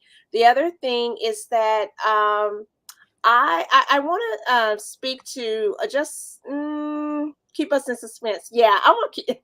That's what someone's. Yes, I think that's what I'll do. I'll keep to part two, the other part. So with that said, I want to. This is a. You did say that nothing was, Mr. Brown didn't know what I was going to ask, anything of that nature. This is very organic. Hmm. So I don't know if you will, but I'm going to ask, because Hmm. I know this was also something in your testimony. Um, it was a particular song that you said that you um, that really touched you. Do you remember? I have a few now, but if it's Jesus We Love You, is that the one you're thinking about? Yes. Yeah. It's a great Yes. song. Yes. Yes. Um, I can play it for you. I can do that. that's what I was gonna put you. I was gonna Y'all put. keep trying to get me to sing and stuff. That ain't, yeah. But Keep wait, but trying. wait, wait, Mr. Brown. Y'all are good. Y'all are. Hey, look, I'm No, not gonna lie. Y'all are good. but Y'all are good. But wait, I'm Mr. ahead of y'all. I'm But ahead of wait, y'all. I'm I was, ahead. even if it don't have to be that one, but would you sing a song? Um, It's not about you, Mr. Brown. I know. I hear you. I hear you. I hear you. Um, I have to. How about this? I'll do it for part two. Part two. I'll do it in part two. I'll promise you this. I'll do it part two. Heck, I'll even have the backup track to it so I can actually do it for legit, so it actually doesn't sound off key. How about that? I'll do it for part two. That's where the Oh, suspense has worth something. Okay, so I'll do okay. it. I'll promise you that I'll do it in part two. Okay, so you hear everyone. Yes, everyone is I might yes. be sick at part two, but I'll do it. No.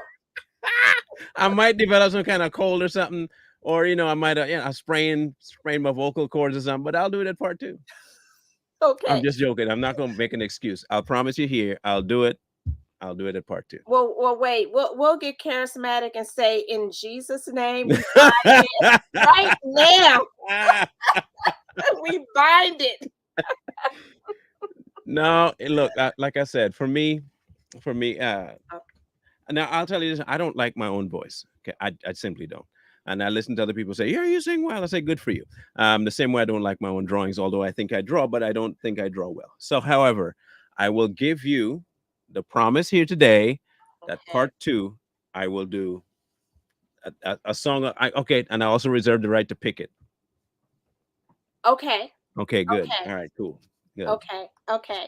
There we go. S- Okay. You have my So, promise on that. All y'all have my. Y'all can remind me on Straight Talk too that I did promise, but we're gonna do that part two. okay. Okay. All right. I like that. Okay. Got a lot of witnesses here. So, okay. So, Mr. Brown, oh gosh, my voice. So, You Mr. Brown, see, can it's you, it's affecting eh, you already too.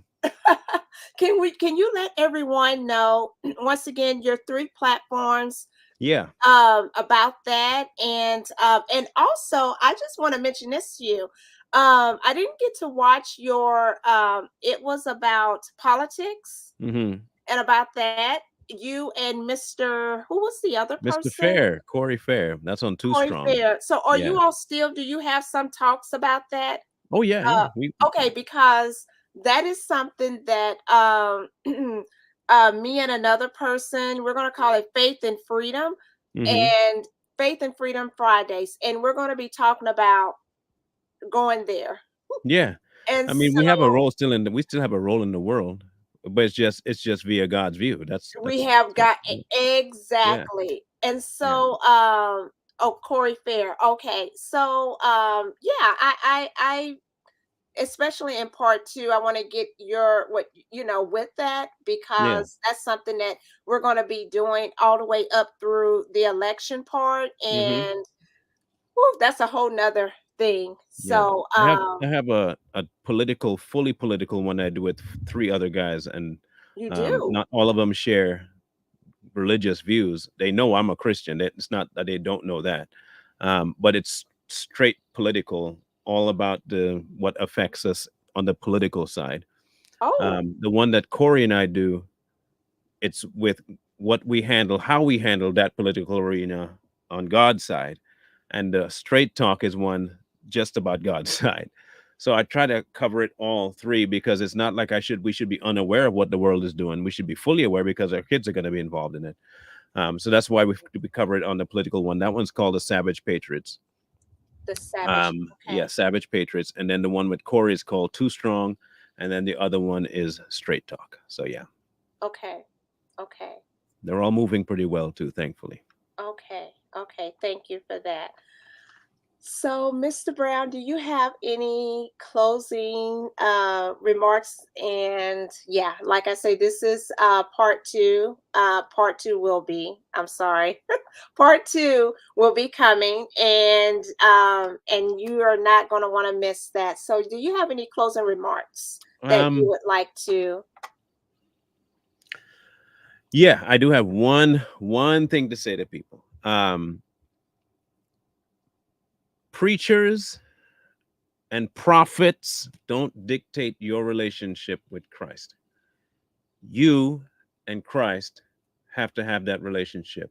He's not going to tell them to tell you, "Depart from me, I knew you not." He's not going to tell the preacher that. He's not going to tell the prophet that. He's going to talk to you. You can say all you want, but when I talked to the prophet, he told me to cast out this in your name, and I didn't know you. I didn't know you.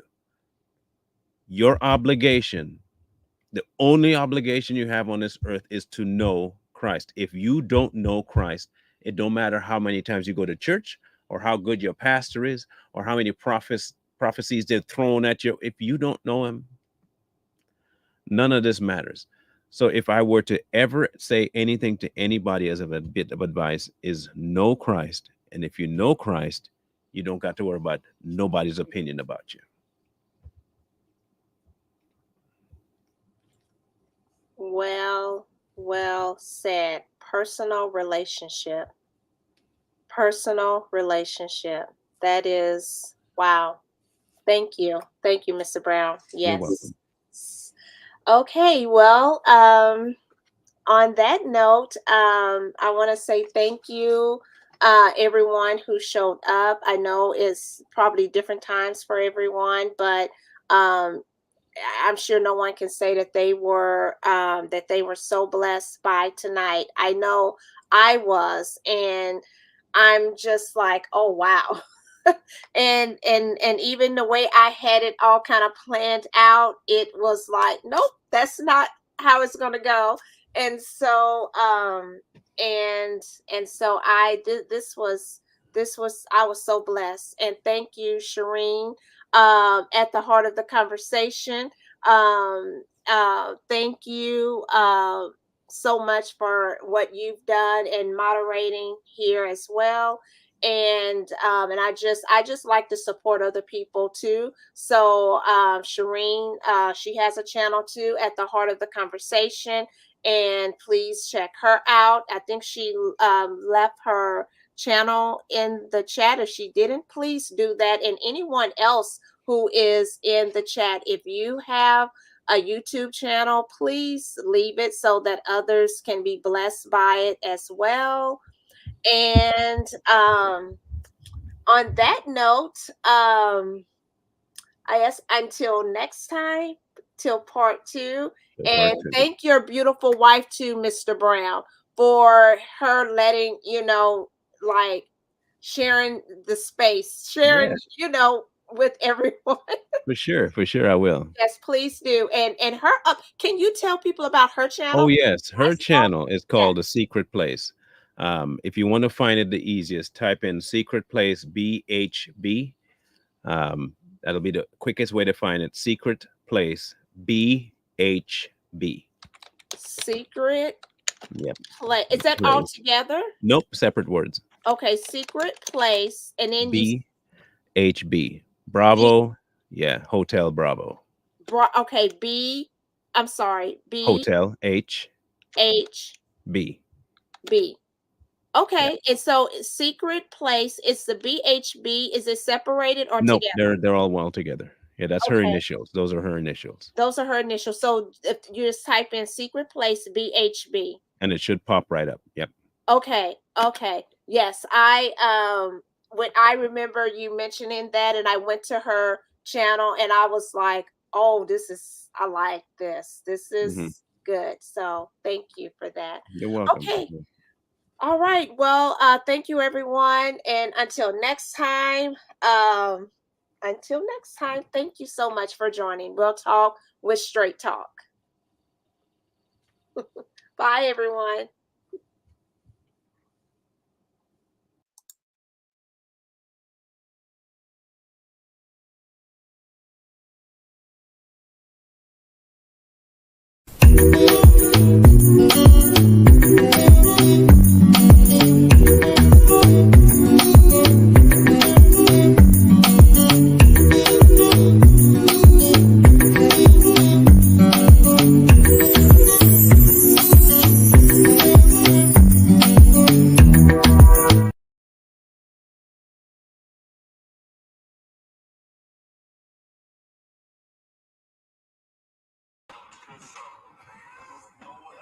That was good.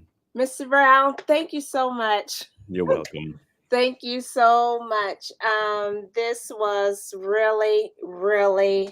Oh my gosh! Wait a minute. Let me make sure. Are we still? Yes, we're still live. We're still live.